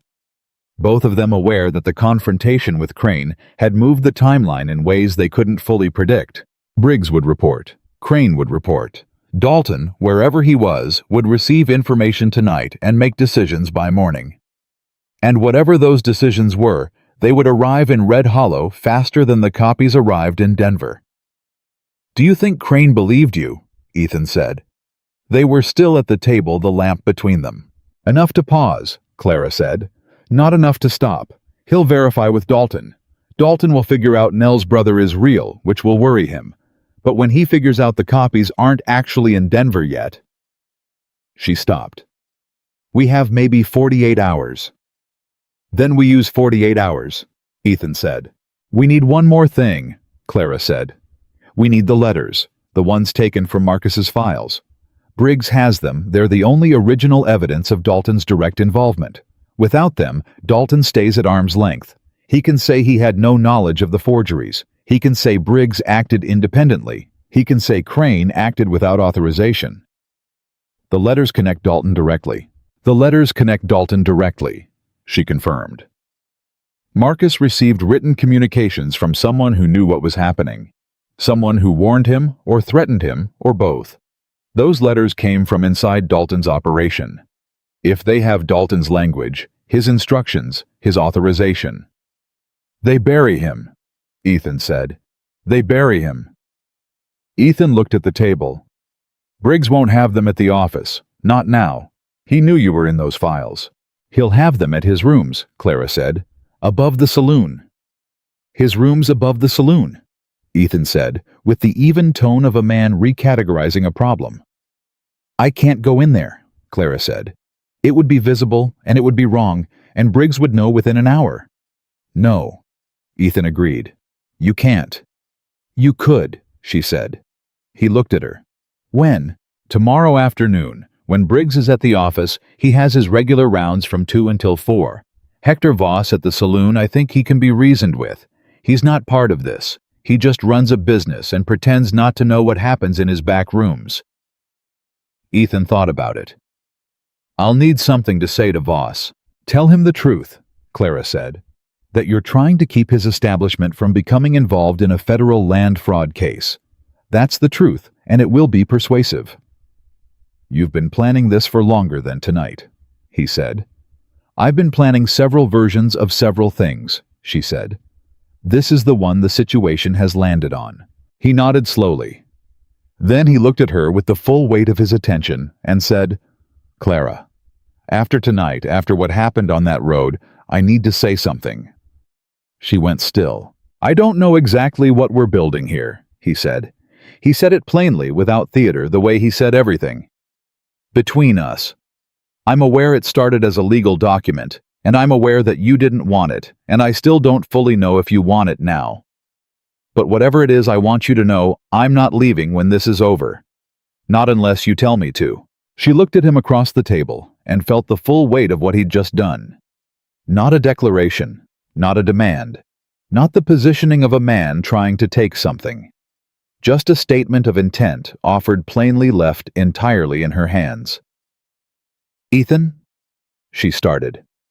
The window broke. Not gently. The entire front window of the house came in glass across the floor, and with it a lamp lit, thrown from outside, that hit the wall and shattered, and the oil caught immediately. Clara was on her feet before she'd processed what had happened. Ethan was already moving, pulling her back from the wall, away from the burning oil spreading across the floorboards. She heard shouting outside, multiple voices, not organized, not the sound of men with a clear plan, but the sound of men who had been given a task and told to make it look like chaos. "Out the back," Ethan said. She went. She grabbed the ledger from the desk as she passed it. Pure instinct, the record they'd been building, and they went out the back door into the night air, and Ethan turned immediately back toward the house. "What are you doing?" "The files," he said. "Stay here." He went back in. She stood outside in the dark with the ledger against her chest, and heard him moving inside, fast controlled. And she heard the fire taking hold, not explosively, but steadily. The sound of it growing from the main room. She counted. She told herself she would give him to 30, and then she was going back in regardless. He came out at 22 with the stack of copied records under one arm and the small case of personal documents she kept in the desk drawer, her marriage certificate to Marcus property deeds letters under the other. "Go," he said. They went around the side of the house and onto the street, and people were already out. The sound of breaking glass and the light of fire brought everyone in a town this size, and Clara heard someone calling for water and someone else calling for the deputy, and she heard her own voice saying loudly and clearly to the first person she reached, "Tell Deputy Briggs the house fire started from the outside. Tell him exactly that." The person stared at her. "Tell him," she said. She and Ethan moved through the gathering crowd to Nell Chambers' door, which was 3 houses down, and Nell opened it before Clara had finished knocking. She'd seen the light from her window. Of course she had, and she took one look at both of them and stood back. "Come in," she said. Inside Nell's house, with the door closed and the fire visible as an orange glow through the window, Clara set the ledger and the records on the kitchen table. Her hands were steady. She was aware of them being steady in the way you're aware of something that requires effort. Steady, because anything else would mean accepting what this felt like, which was a line being crossed she couldn't uncross. Someone had burned the house. Someone had decided that 2 people were no longer just an inconvenience. "Sit down," Nell said. She was already moving tea water, a lamp turned higher. Nell Chambers in a crisis was nothing like Nell Chambers at a fabric counter. She moved with the efficiency of someone who had done this before. "Are either of you hurt?" "No," Ethan said. Clara said, "We need to talk about tomorrow." "Clara," Ethan said. His voice had something in it she hadn't heard before. Not alarm, but something close. "Sit down." "I'm fine." "You're shaking." She looked at her hands. He was right. Not badly, a fine, controlled tremor. The kind that comes after, not during. The kind the body produces when it's finished holding itself together by will. She sat down. Ethan sat across from her. He didn't reach for her hands or say anything designed to be comforting. He just sat there, close and present, in the way she had come to recognize as his particular quality of support, not covering over what was real, just being in it with her. "They're not being careful anymore," Nell said. She was pouring water. "Burning the house means they've made a decision. They want you out of this town. Or out of everything," Clara said. "They don't know what we have. They don't know what's in Denver. They know enough to decide you're a problem they can't manage quietly," Nell said. "That means they're afraid." "Good," Clara said. Ethan looked at her. That flicker again, the one she'd first seen at the courthouse, the one she'd been cataloging without meaning to. Not admiration exactly. Recognition. as if he kept seeing in her something he had been looking for without knowing it. She looked back at him, and this time she didn't look away. "Tomorrow," she said. "You go to Voss, get into Briggs' rooms, find the letters." She turned to Nell. "I need to go to the telegraph office first thing in the morning and send a message to your brother. His name, his address, everything. I need it on record that we've made contact." "I'll give you the address," Nell said. "And I need somewhere to sleep tonight," Clara said. "Both of us." "You're already here," Nell said simply. Later, when Nell had shown them to her spare rooms and the house was quiet, Clara stood at the window of the small room at the back of the house and looked at the glow that was her home dying down as the town got the fire under control. The house that had been Marcus's. The house she had organized and cleaned and made into something livable for 4 years. The house where she had found unexpectedly, and against every reasonable prediction, something that felt like a beginning in the middle of what should have been an ending. She heard a quiet knock at the door. "Come in," she said. Ethan opened the door but didn't cross the threshold. He was in the doorframe, the way he'd been the first night she'd knocked on the guest room door, and she understood this was deliberate. He was keeping the distance she'd set even now. "You should sleep," he said. "So should you." "I know." He paused. "Clara, what I said at the table before the window." "I heard it," she said. "I know. He stopped. "I didn't want it to get lost in everything that came after." She turned from the window and looked at him. He was standing in the doorframe of a borrowed room in a borrowed house with nothing left of the sheriff's residence but cooling ash and the records they'd pulled out by hand, and he looked not diminished by any of it. He looked like himself. Exactly like himself in the way she was beginning to understand was the most reliable thing about him. She crossed the room. She stopped in front of him very close, closer than she'd stood to him before by deliberate choice, and looked up at him, and she said, "You protected me today. On that road." "We protected each other," he said. "You stepped in front of Crane's men." It was a natural position. "Ethan," her voice was quiet. "It wasn't law. It wasn't the court order. It was a choice." He held her gaze. "Yes," he said. "It was a choice."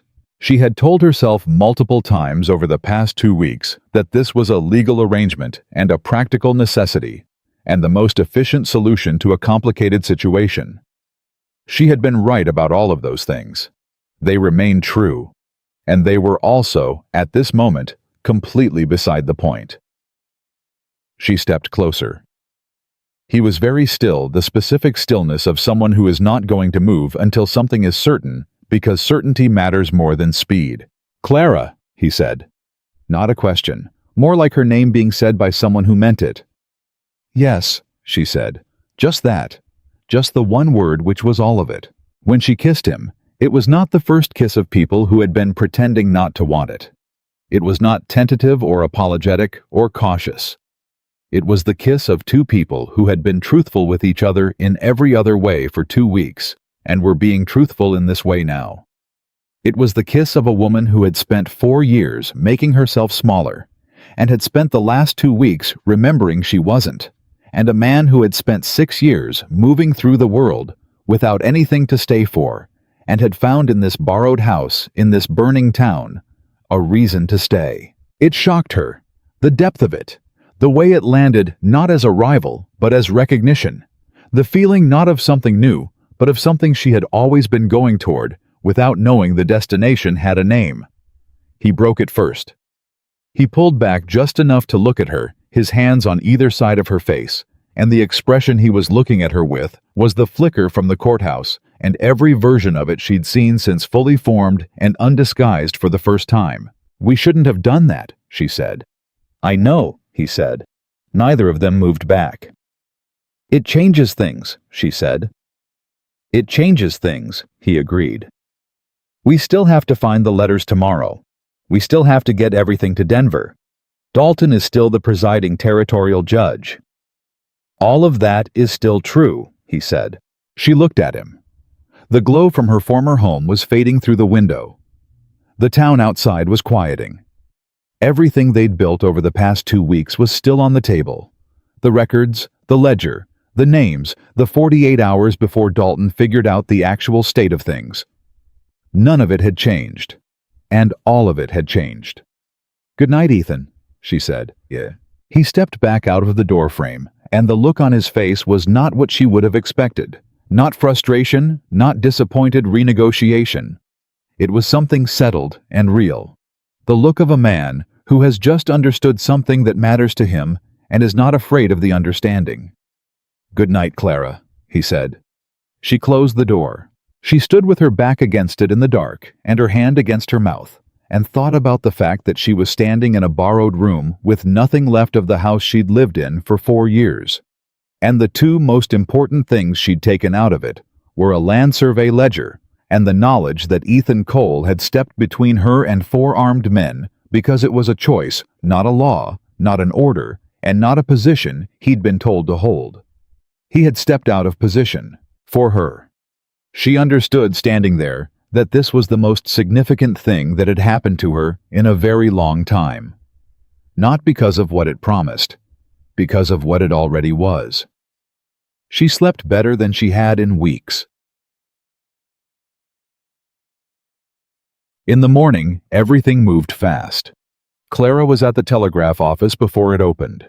She waited on the steps until the operator, a young man named Curtis, who had the useful quality of being professionally discreet, unlocked the door and let her in. She wrote the message to Nell's brother herself. 14 words, precise and complete, containing the name, Frontier Valley Land and Development, the name, Judge Henry Dalton, and the phrase, Federal Land Fraud, followed by the address of the County Land Office in Red Hollow, and the date. 14 words. Sent at 7:04 in the morning to a federal circuit judge in Denver.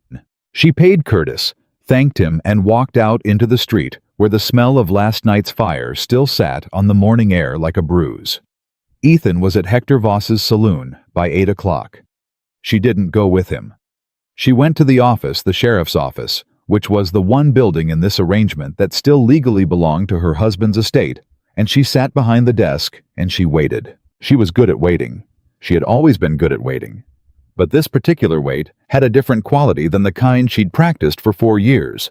Not the waiting of a woman who has learned to hold herself back, but the waiting of a woman who knows what she's waiting for and is ready for it when it comes. Ethan walked in at 9:47. He was carrying nothing visible. He sat down across the desk and looked at her for a moment. Voss, he said, is not a complicated man. He wants to run his business and not end up in federal proceedings. He opened the door himself. And Ethan reached into the inner pocket of his jacket and set a folded bundle of papers on the desk between them. She looked at them. 6 letters tied with a length of string, the paper worn at the edges from being folded and unfolded. Her hands moved to them. She untied the string. She opened the first letter. The handwriting was not Dalton's. It was a secretary's hand, formal and clean, but the signature at the bottom was his. And the content, which she read in 3 minutes flat with Ethan watching her face, was everything. It was authorization. Specific, detailed, unmistakable authorization. Dalton directing Marcus Whitmore to close 3 settler complaints on the eastern boundary. Dalton describing the reassessment process as a necessary administrative correction. Dalton writing in the 5th letter in language that was careful and legal and completely damning.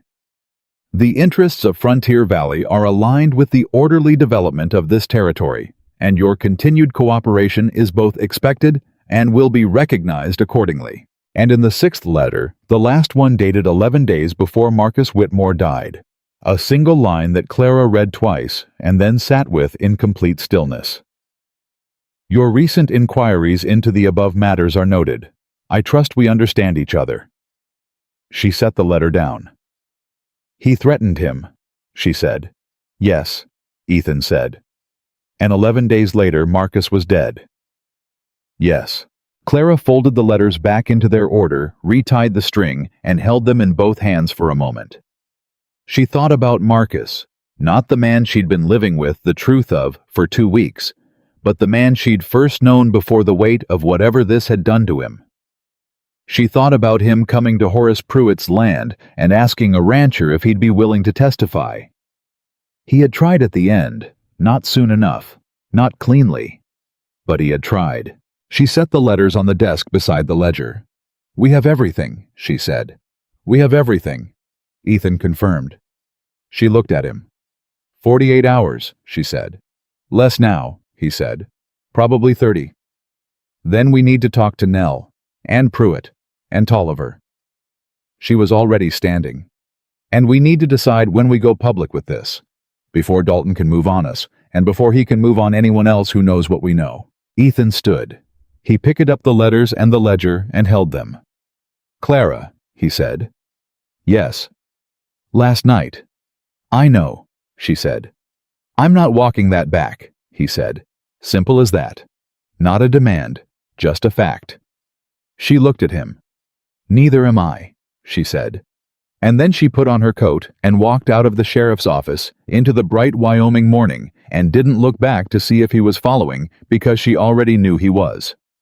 The 30 hours they had counted on became 18.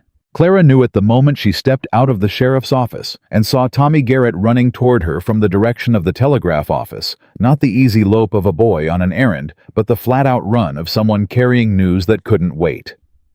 She held up her hand. He skidded to a stop in front of her, breathing hard. "Man came to the telegraph office," Tommy said. "Right after you left. Curtis told me, said the man showed him a court document and demanded to see any messages sent this morning. Curtis said he couldn't show private messages without a judge's order." Tommy swallowed. "The man said he had one. Said to expect an official inquiry by this afternoon." Clara looked at Ethan. Ethan looked back at her. The same calculation running behind his eyes that was running behind hers. Someone had been watching the telegraph office. Someone had been positioned there before 7 o'clock this morning, which meant the decision to watch it had been made last night, which meant the fire had not been improvisation. The fire had been part of a sequence. Flush them out of the house, watch the communication lines, cut off the exits before they understood they were being closed in. Dalton was not waiting for them to make the next move. He was already 4 moves ahead. "Curtis," Clara said. "Is he reliable?" "He didn't show the document," Tommy said. "He said he needed to verify the order through the court office first, and the man would have to come back." He paused. "But the man didn't leave. He's still there. Outside." "How long ago?" 20 minutes. 20 minutes. Which meant Curtis had stalled, sent Tommy, and was currently sitting inside his telegraph office with a stranger outside his door, and a message he'd already sent that he couldn't unsend. "Tommy," Clara said, "go home. Tell your mother you've got a cold. Stay inside today." "But today, Tommy, go." He went. She turned to Ethan. "We have to move faster than 30 hours, she said. "What do we need?" "Pruitt, Tolliver. Nell's contact in Denver. And we need to get those letters out of this town before whoever is watching the telegraph office decides to stop being subtle." She was already walking.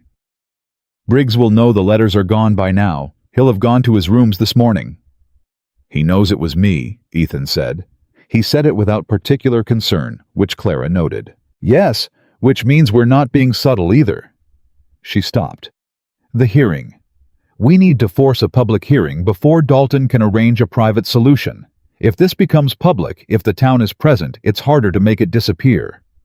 "A town hearing," Ethan said. "Who calls it?" "Any citizen of Red Hollow can call a public town meeting. It's in the territorial charter. Marcus used it twice." She looked at him. "I can call it. Today. For this evening." "On what grounds?" "Misconduct in the county land office. That's grounds enough. We don't have to name Dalton, not yet. We name Briggs. We name Tolliver. We show the forged assessments and the acquisition notices. We let the town see the shape of it." She paused.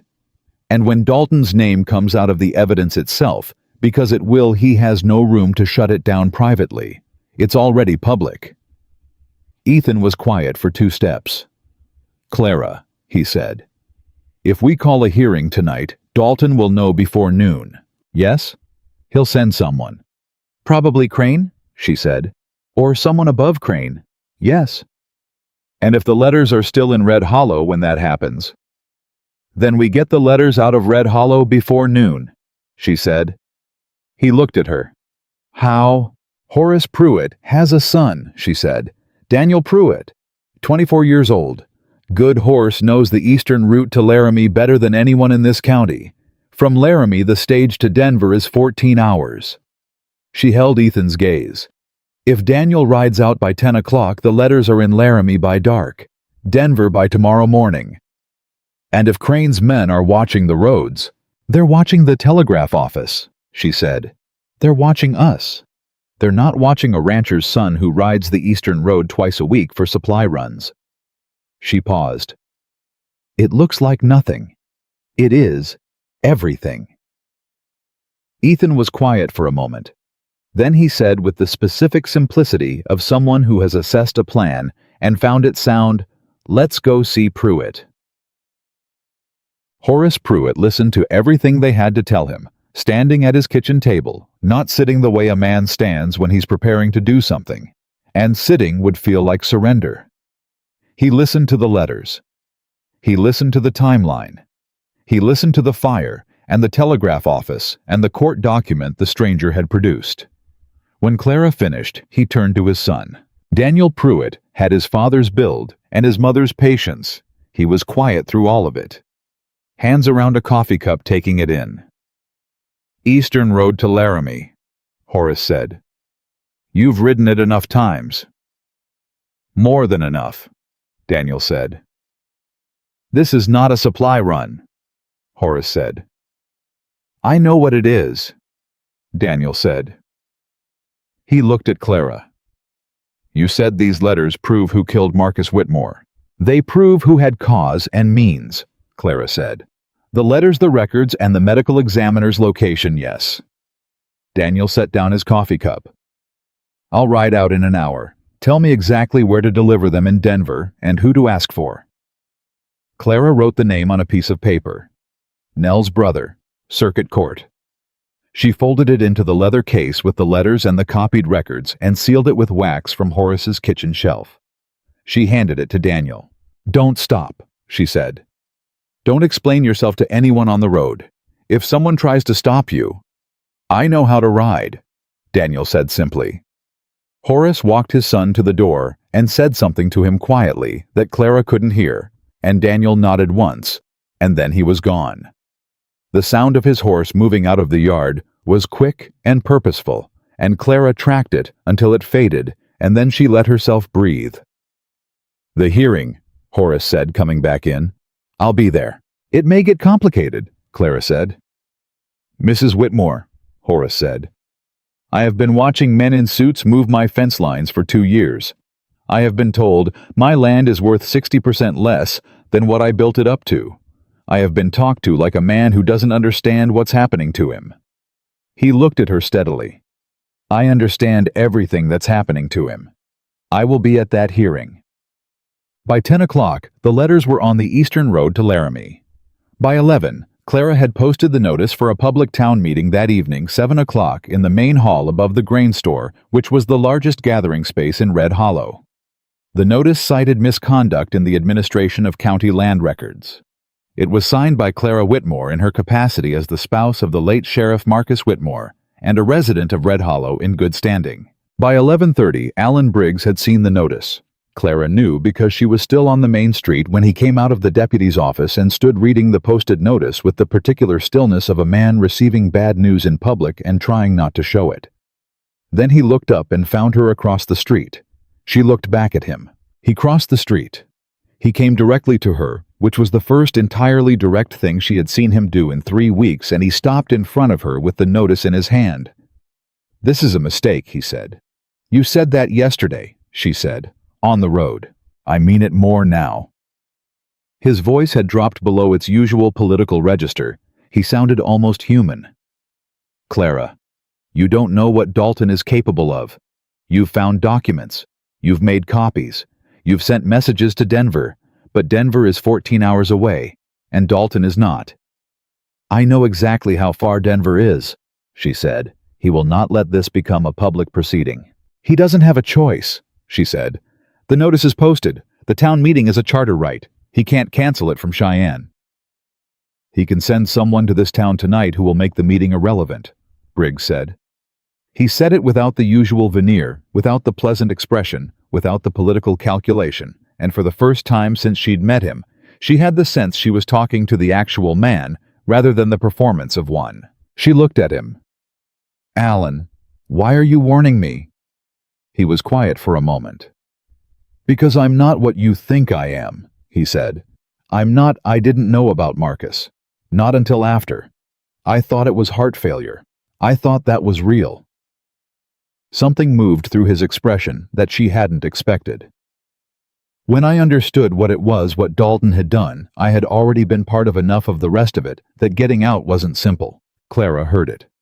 She held very still and listened to it and thought about whether it was true. "The letters you took from Marcus's files," she said.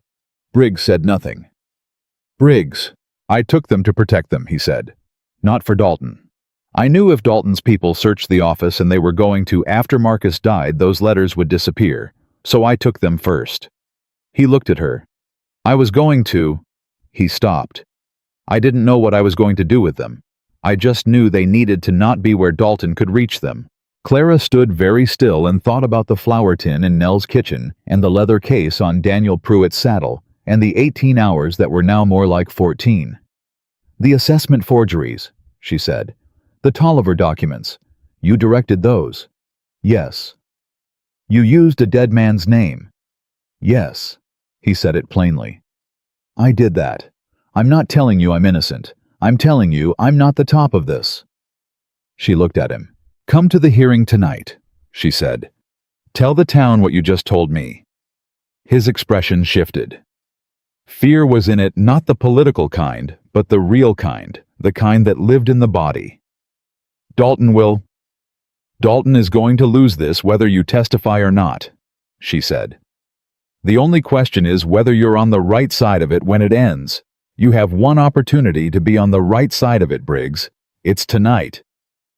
He looked at the notice still in his hand. She walked away. She found Ethan at the grain store where he had spent the morning doing exactly what they'd agreed. Being visible, being ordinary.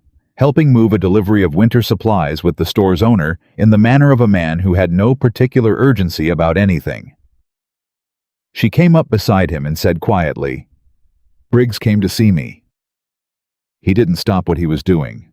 And he says he didn't know about Marcus, that he took the letters to protect them."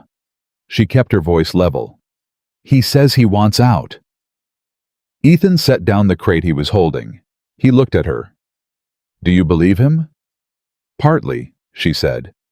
"I believe he's afraid. I believe he's looking for a way to survive what's coming. Whether that's the same thing as wanting out." She paused. "I told him to come to the hearing tonight. And if he does, then he stands in front of the town and says what he knows. Which includes things we can't prove from documents alone, the meetings with Crane, the instructions from Dalton that were given verbally, the arrangements that never went on paper." She held Ethan's gaze. "He's either a witness or a liability tonight. I'd rather he be a witness. And if Dalton gets word that Briggs is turning, he already knows the hearing is happening," Clara said. "He'll send someone. We have to be ready for that." "Crane," Ethan said. "Or someone we haven't seen yet." Ethan was quiet for a moment. Then, "How are you holding up?"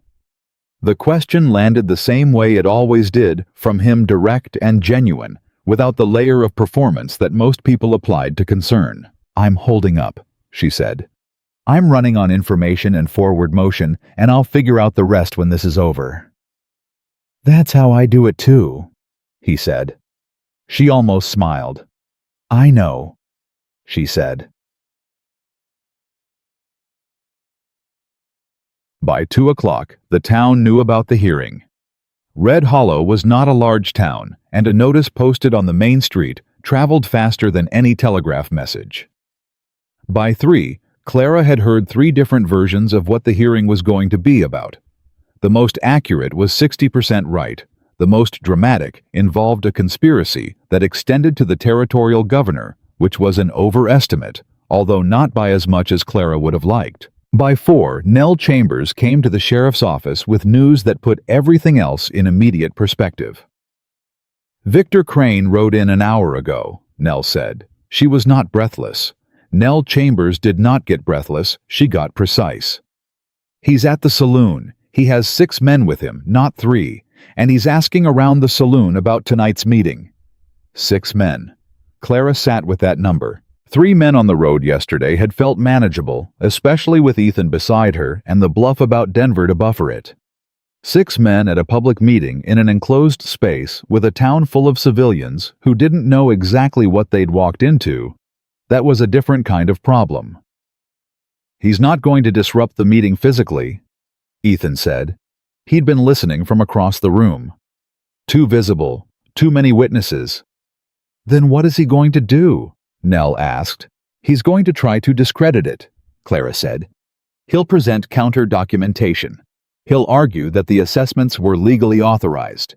He'll position the whole thing as a grieving widow and an itinerant scout with personal grievances, making unfounded accusations against a respected territorial judge. She looked at the records on the desk in front of her. He's going to try to out-document us. Can he? Nell asked. No, Clara said. But he can make it complicated enough that the town doesn't know what to believe. And if the town leaves that meeting uncertain instead of convinced. She stopped. Uncertainty is enough for Dalton. He doesn't need the town on his side. He just needs them not to be on ours. Ethan came around to her side of the desk. He looked at the records, the ledger, the acquisition notices, the forged assessments, the copies of the survey documentation. We present the evidence in sequence, he said. Simple sequence. This is what the eastern boundary land was worth. This is what it was assessed at, and by whom, and using whose signature. This is what happened to the land after the assessment. This is who owns the company that bought it. He looked at Clara. The letters aren't here to show they're in Denver, but we describe them. We describe what they contained and who signed them. The town doesn't have to see them to understand what they mean. Crane will say we fabricated them, Clara said. Crane can say whatever he wants. Tolliver will be there. She looked up. Tolliver is going to testify. I spoke to him this afternoon, Ethan said. He's frightened, but he understands that frightened and silent puts him in the same position as everyone else Crane has used and discarded. Frightened and truthful at least gives him a position. And Pruitt. And Pruitt. And... Ethan paused. Gideon. Clara looked at him. Gideon from the livery. He has dates, Ethan said. Every time Crane's men came through Red Hollow, they stabled their horses. Gideon logs every horse that comes through breed marking date rider description. He has 14 months of records showing Crane's men in Red Hollow on the exact dates that correspond to the unauthorized survey activity on the eastern boundary parcels. Clara stared at him. You've been talking to Gideon for 2 weeks, she said. Everyone talks to the man who shoes their horses, Ethan said. Nobody thinks it counts. She looked at him, this man who had arrived in Red Hollow with a single saddlebag and a cleared court-martial, and the quiet that felt like absence until you understood it was the opposite. And she thought about what it meant that in 3 weeks with no authority and no history in this town, he had built a web of information that she hadn't known existed. You were doing this, she said. The whole time. We were both doing it, he said. You were building the legal record. I was building the witness network. He paused. It seemed efficient. It seems, she said slowly, like the actions of a man who planned to stay. He met her eyes. Yes, he said. It does. The room was quiet. Nell cleared her throat. The meeting is in 3 hours, she said pleasantly. Perhaps feelings can be examined after. At 5:30, Alan Briggs walked into the sheriff's office. He came alone without his badge the first time Clara had seen him, without it since Marcus died, and he sat down in the chair across the desk without the comfortable ownership he'd always brought to it before. He sat like a man who understood he was a guest. I'll testify, he said. Clara looked at him. What changed? Crane came to see me this afternoon, Briggs said. He told me the plan for tonight. He told me my role in it. His jaw tightened. My role was to discredit you, to stand up at that meeting and say that you'd been making unauthorized access to official records, that Cole had broken into private rooms, that the documents you had were improperly obtained. He paused. And then, when everything was over and Dalton was clear, Crane told me I'd be relocated. New posting in a different county, far from Red Hollow. He was going to move you, Ethan said. He was going to disappear me the way he disappeared the Tolliver problem and the Pruitt problem and everything else that got inconvenient. Briggs looked at the desk. I've spent 2 years telling myself I was managing a situation, that I was in deep enough that I couldn't get out cleanly. But I wasn't the one making the decisions, so I wasn't the worst of it. His voice was flat and precise. Crane made it very clear this afternoon that there is no managing this situation anymore. There is only what Dalton wants and what happens to people who don't provide it. So you're here, Clara said. I'm here, he said. I'll testify to everything I know. The meetings with Crane, the instructions about closing the settler complaints, the reassessment process that Dalton approved verbally in a meeting I was present for, the arrangement that Marcus was part of and the date he stopped being part of it. He looked at Clara directly. And the visit from William Ferris, Dalton's doctor. He came to Red Hollow the week before Marcus died. He said it was a routine circuit visit. I believed it. I don't believe it now. The room went very quiet. Ferris was here, Clara said. Her voice was exactly level. It cost her something to keep it that way. For 3 days, he examined 2 other men in town, gave himself cover, but he spent time with Marcus privately. Briggs held her gaze. I don't know exactly what happened, but I know Marcus was fine at the beginning of that week, and I know what the death certificate said. Clara set both hands flat on the desk. She held them there steady and looked at the far wall and took one breath and then another. Then she said, Be at the meeting at 7. Stand where I can see you. Don't talk to Crane or any of his men. If anyone approaches you. I know how to handle myself, Briggs said. He stood up. Clara. He stopped at the door. I'm sorry. About the house. I didn't know that was the plan until after. She looked at him. Be at the meeting, she said. He left. The silence after the door closed had a particular weight to it. Ethan didn't try to fill it. He let it sit for the full minute it needed, and then he came around the desk and stood close to her, not touching, just close, in the way she had come to rely on, without quite meaning to. Clara, he said. I know, she said. Ferris being here doesn't... I know, she said again. It doesn't prove it, but it's one more thread. And we have enough threads now that even without proof of the exact mechanism, the pattern is clear. She looked up at him. A judge who ordered land fraud and used a sheriff as cover and had a doctor visit the week before that sheriff inconveniently died of heart failure at 41, that pattern speaks. It does, he said. Tonight it speaks in public, she said. He looked at her for a moment. Then quietly, Are you ready? She thought about 4 years in a house where she'd made herself smaller. She thought about 11 days of people expecting a grieving widow to fold. She thought about the morning she'd gone to the sheriff's office before 6 o'clock and found the file out of order, and something in her had gone cold and clear and purposeful. She thought about Ethan Cole walking out of position. Yes, she said. Ched. They arrived at the main hall above the grain store at 6:40.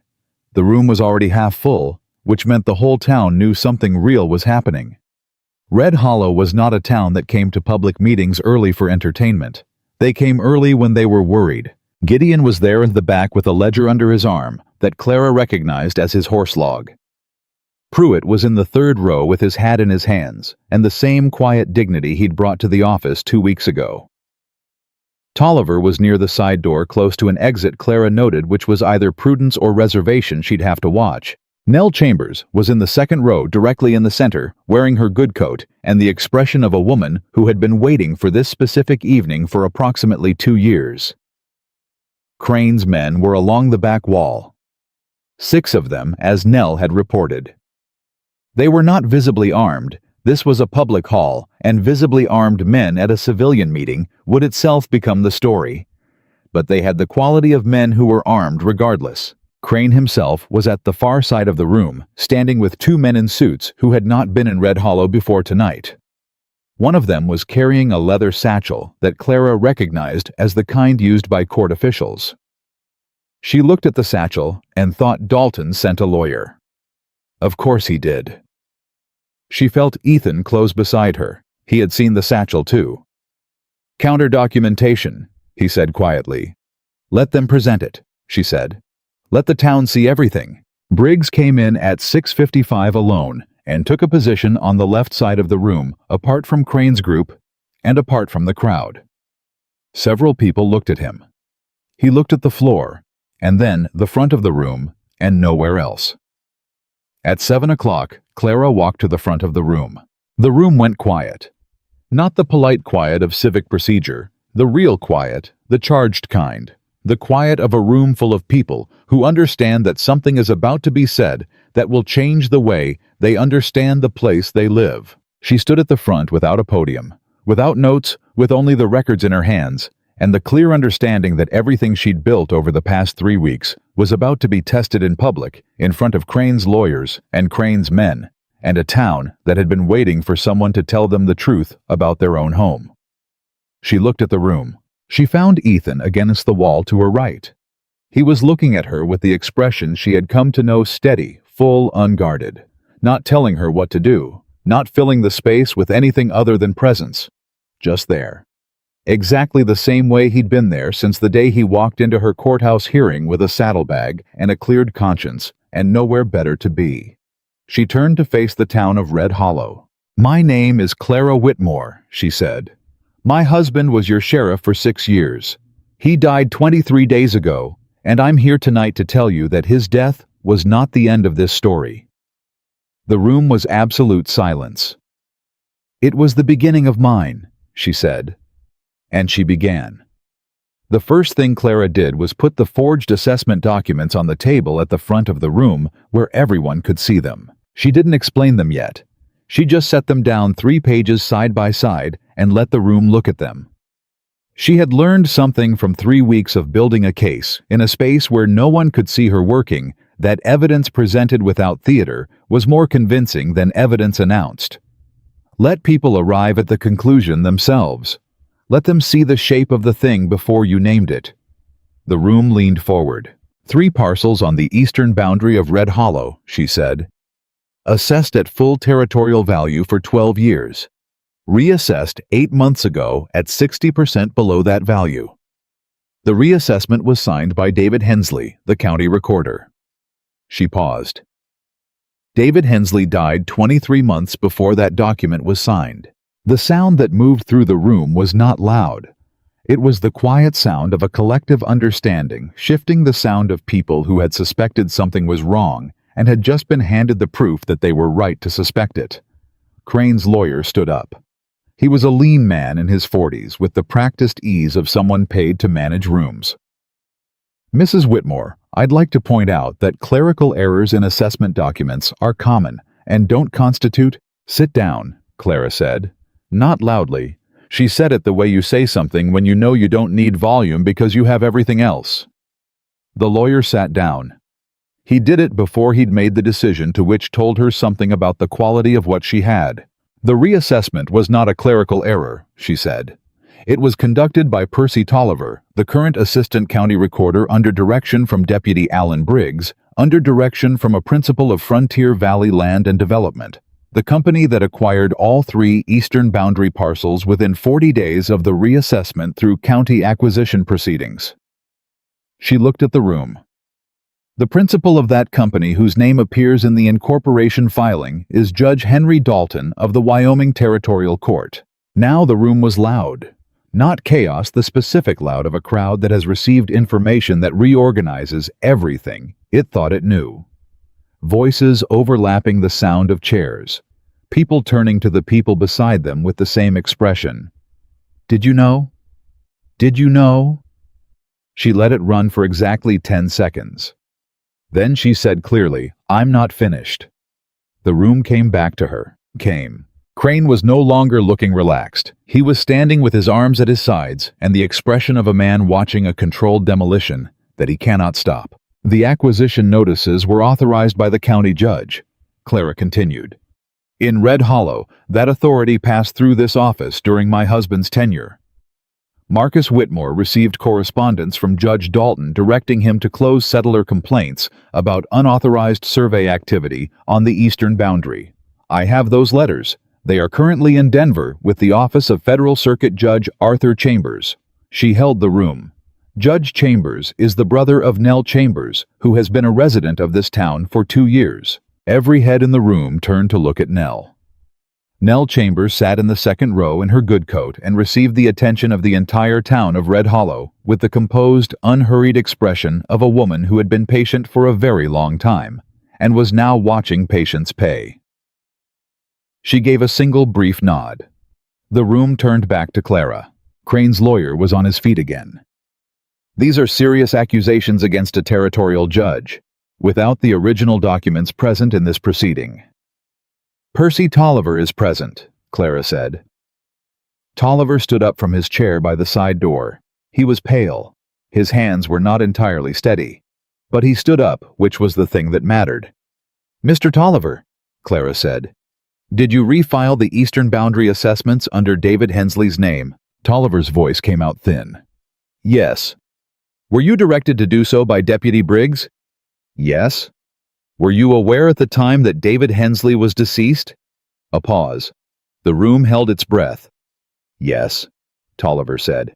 The lawyer said, this is inadmissible in a public forum. This is not a court, Clara said. This is a town meeting. The people of Red Hollow have a right to know what has been done with their land records. She looked at the lawyer directly. If Judge Dalton would like to contest this testimony in a federal court proceeding, Judge Chambers' office is ready to receive that filing. In the meantime, we're talking to the people who live here.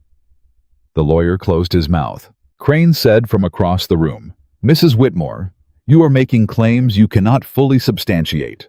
The letters you reference have not been verified. The testimony of a man who has admitted to falsifying documents is compromised. You are asking this town to take your word against the word of a territorial judge. His voice was controlled and professional, and Clara understood it was the voice of a man making one last calculated play, not to win the room entirely, but to split it. To create enough uncertainty that the evening ended without consensus, which was all Dalton needed. She looked at Crane. You're right, she said. I'm asking the town to weigh testimony, so let's give them more of it. She looked at the left side of the room. Deputy Briggs. Every head turned. Briggs stood. He stood without his badge, without his political expression, without any of the careful performance he had maintained for 3 weeks. He stood as himself, a man who had made choices he was going to have to account for standing in front of the town he had served badly about, to do the one useful thing he had left available to him. I directed Percy Tolliver to file the reassessments, Briggs said. His voice carried. I closed the settler complaints on the eastern boundary under instruction from Victor Crane, who represented Frontier Valley Land and Development. Those instructions came with the knowledge of Judge Henry Dalton, communicated to me verbally in a meeting in Cheyenne 14 months ago. He looked at the room, not at Crane. Marcus Whitmore was brought into the arrangement 18 months ago. He was told the reassessments were legally authorized corrections. When he began to understand they were not, he received correspondence from Dalton's office, directing him to continue his cooperation. Briggs paused. 3 days before Marcus Whitmore died, I observed a meeting between him and Dr. William Ferris of Cheyenne, who is Dalton's personal physician. I did not know at the time what that meeting signified. I know now. The silence in the room was the deepest it had been all evening. Crane took one step forward. Briggs, you're making a serious... Sit down, Ethan said.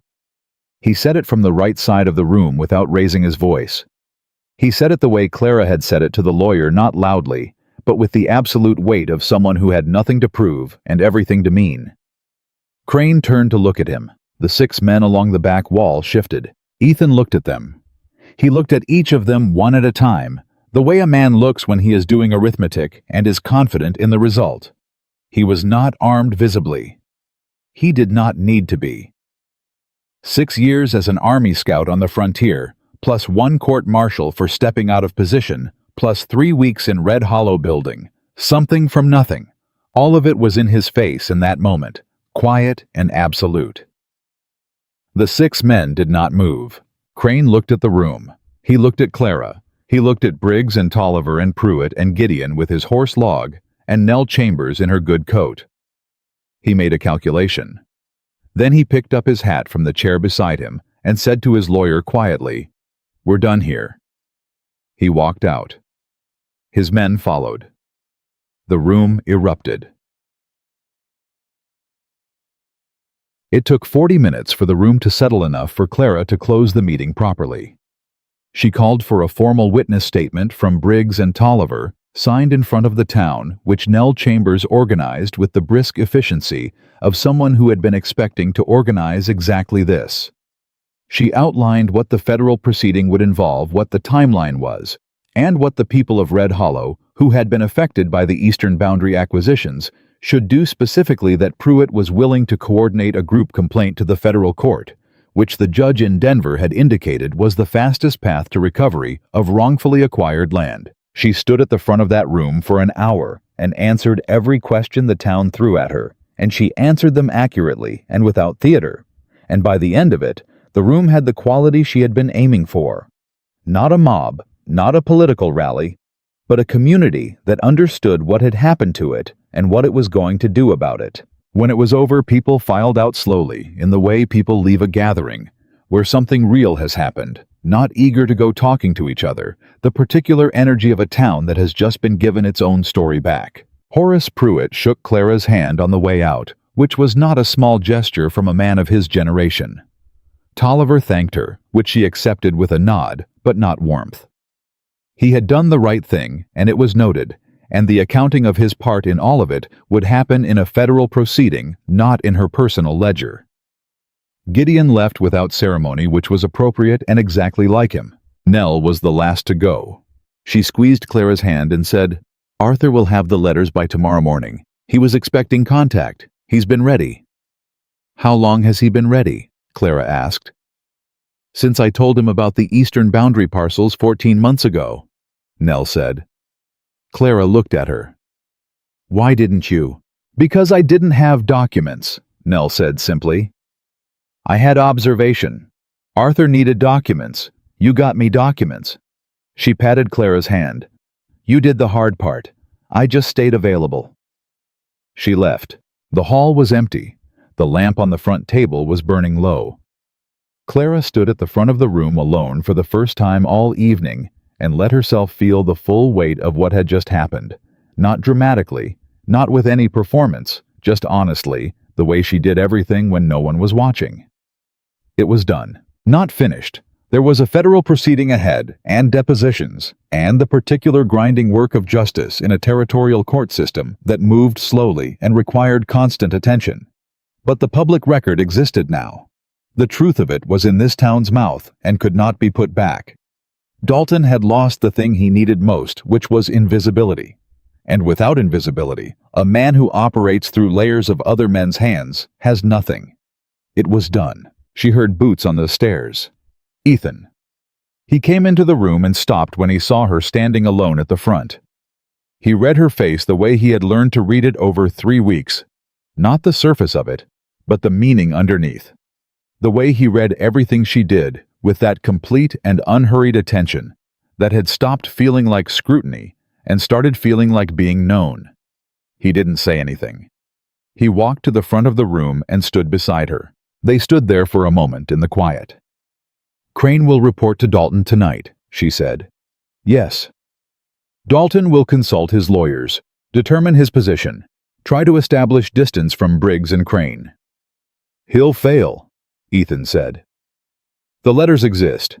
Briggs testified in front of 50 people. The federal court is already involved." He paused. "A man can try to establish distance from a fire after it started. Doesn't mean he's not already burning." She looked at him. "Ethan," she said, "what you did tonight, standing in front of those men. I stood in front of 6 men who were not going to do anything in a room full of witnesses, he said. It was the easiest thing I did all week. You know that's not what I mean. He held her gaze. I know. You built the witness network, she said. Gideon, Pruitt's son, Tommy. All of it. You built it without telling me because you didn't want me to feel... She stopped. Why didn't you tell me? Because you had enough to carry, he said. And because it wasn't your job to worry about what I was doing. It was my job to do it. He paused. We were building the same thing from different ends. I figured we'd meet in the middle. She looked at him. We did, she said. We did. He agreed. The lamp on the table was nearly out. The hall was cold now, the evening air coming through the gaps in the walls, the particular cold of the Wyoming plains in autumn that sits in the chest and makes everything feel both more difficult and more real. I need somewhere to live, Clara said. He blinked. It was such a practical statement after everything that it landed, almost like humor, and she watched it register in his face, the surprise, and then something warmer underneath it. Nell has the spare room, he said.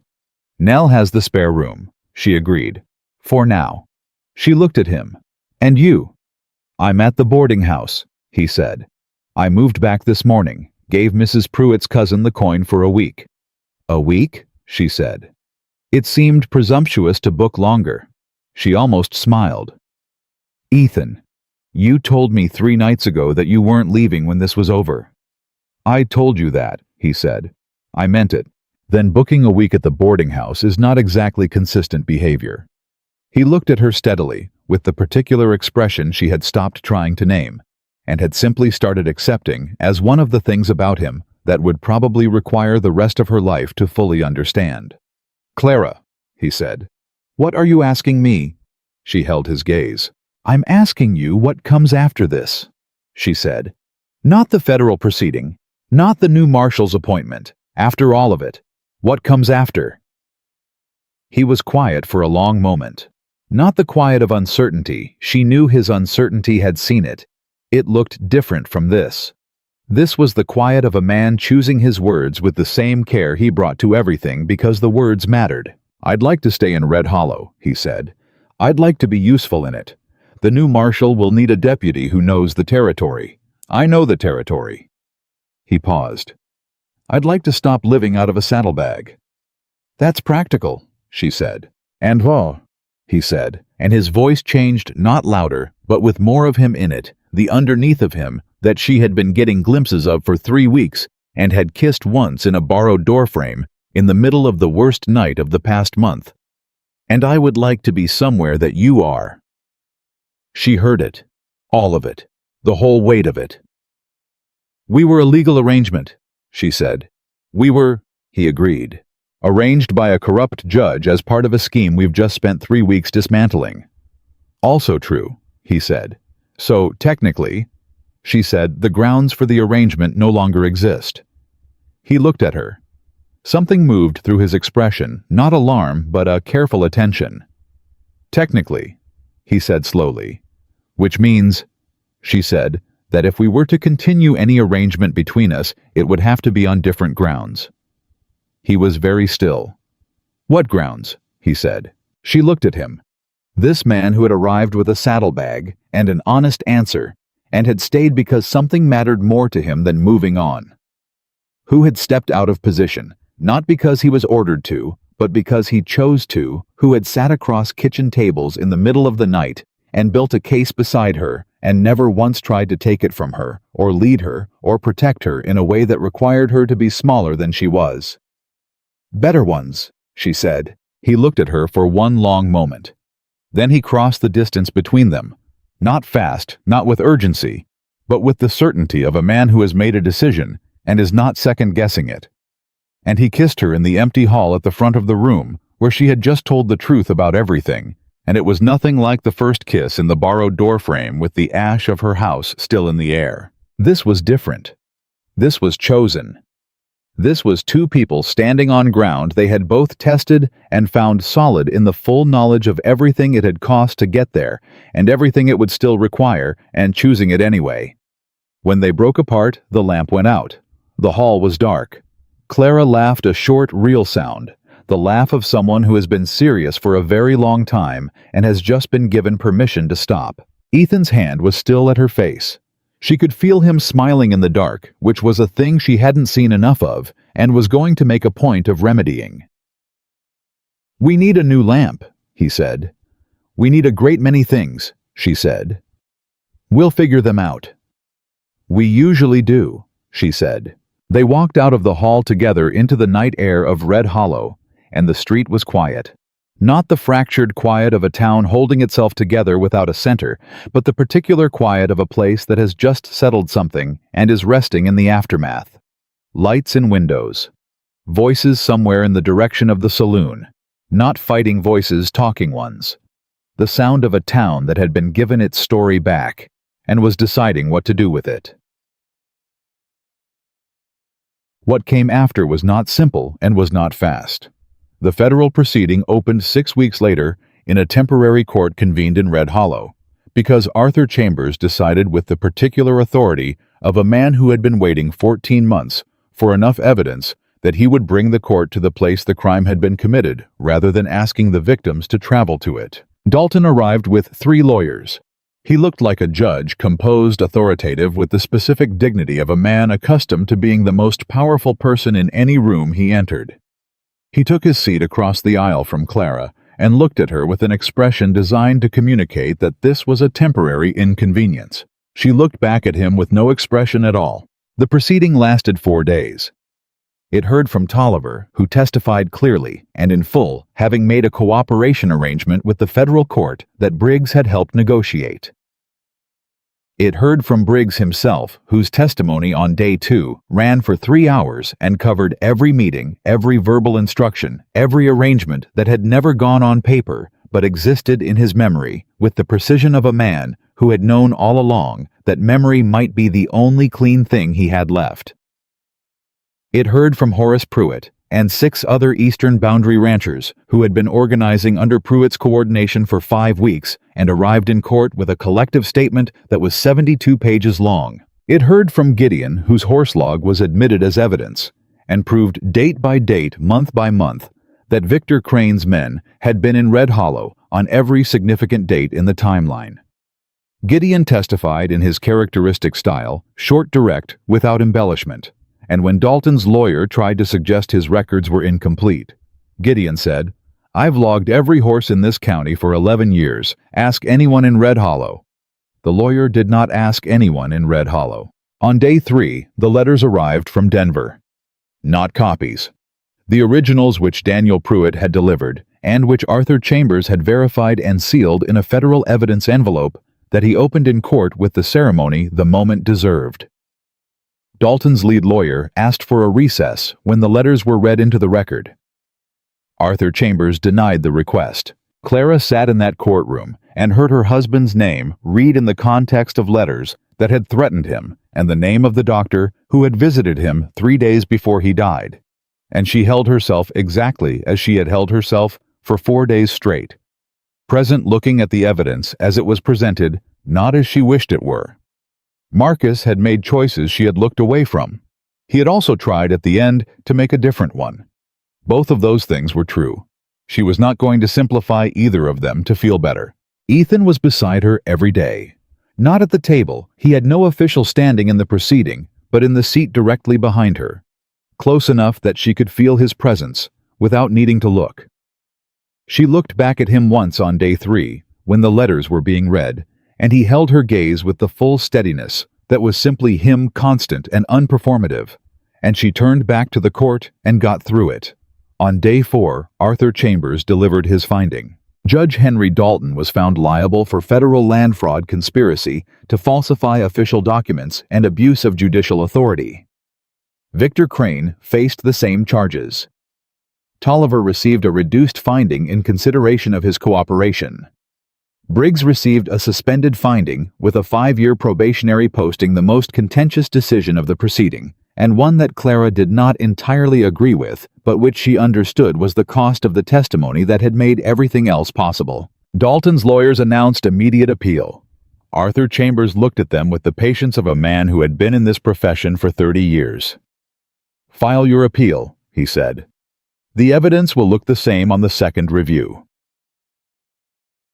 In the weeks that followed, the eastern boundary parcels were returned to their original owners through a federal reclamation order that took 11 weeks and an enormous amount of paperwork that Clara helped organize, because she was, as it turned out, the person in Red Hollow who understood the county records better than anyone.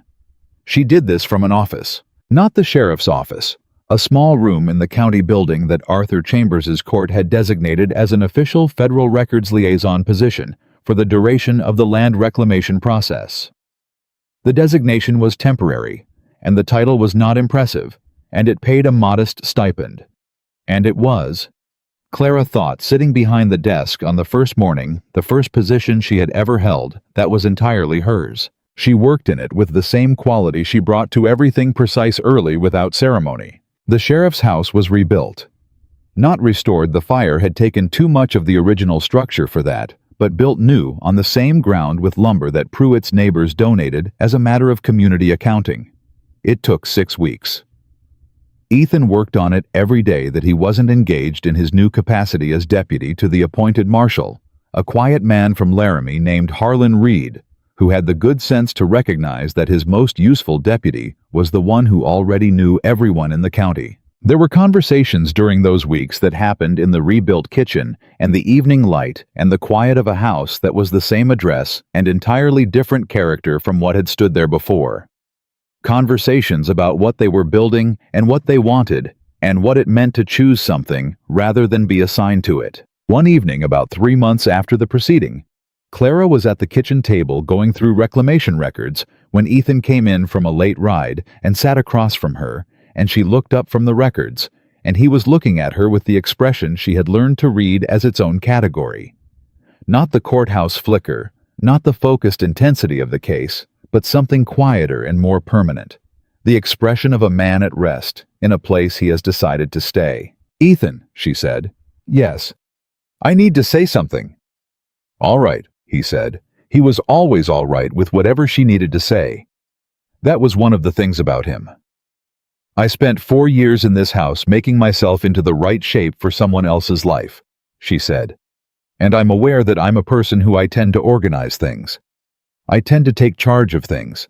I know this can be—" "Clara," he said, "I'm being serious." "I know. I'm listening." He paused. "I spent 6 years moving through other people's situations and not staying anywhere. I know what I am too. The question isn't whether we're difficult. The question is whether we're the right kind of difficult for each other." She looked at him. "Are we?" she said. He held her gaze. "Every morning for 3 months," he said. "You have been at that desk before I'm awake. And every morning for 3 months when I come in there is coffee ready. Not because I asked, not because it's expected, because you thought of it." He paused. "And every night for 3 months when you're still working and the lamp is low, you reach without looking and push it toward the center of the table because you've noticed that I can't see the map I'm reading. You do it without breaking your thought. You do it without acknowledging it." She was quiet. "That's a small thing," she said. "It's not a small thing at all," he said. "It's the kind of thing that tells you what a person actually thinks of the space you occupy." She held his gaze for a long moment. "You pushed my coffee cup closer this morning," she said, "when it was getting cold. You refilled it from the stove without asking." "Yes," he said. "That's also not a small thing," she said. "No," he agreed. "It's not." Outside, the Wyoming night was doing what it always did, spreading out wide and dark and indifferent to the particulars of human arrangements, the planes running to the horizon in all directions, without apology. The sound of the town reached the kitchen window in the gentle, manageable form of a place that had found its footing again, not without marks, not without the memory of what had happened to it, but standing. Clara set down her pen. "We weren't supposed to work," she said. He held her gaze without flinching. "Then we shouldn't be sitting here," he said. She looked at him, at the man across the table who had walked into a courthouse 3 months ago with a saddlebag and an honest answer, and had stayed through fire and fraud and federal court, through the truths she'd needed to say, and the ones she'd needed him to hear, and every version of both of them that had been tested in the months since the judge's order had turned two strangers into something the law called a marriage and something else. Something without a clean legal name had slowly turned into a choice. "But we are," she said. He smiled. Not the restrained expression she'd catalogued from a distance in the first 2 weeks. The real one, the one that reached his eyes and changed the whole quality of his face and made him look like what he actually was underneath everything, a man who had been waiting a long time to be somewhere that mattered and had finally arrived. "We are," he said. She picked up her pen and went back to the reclamation records, and he pulled the map toward him in the lamplight, and the kitchen was quiet, in the way that good things are quiet.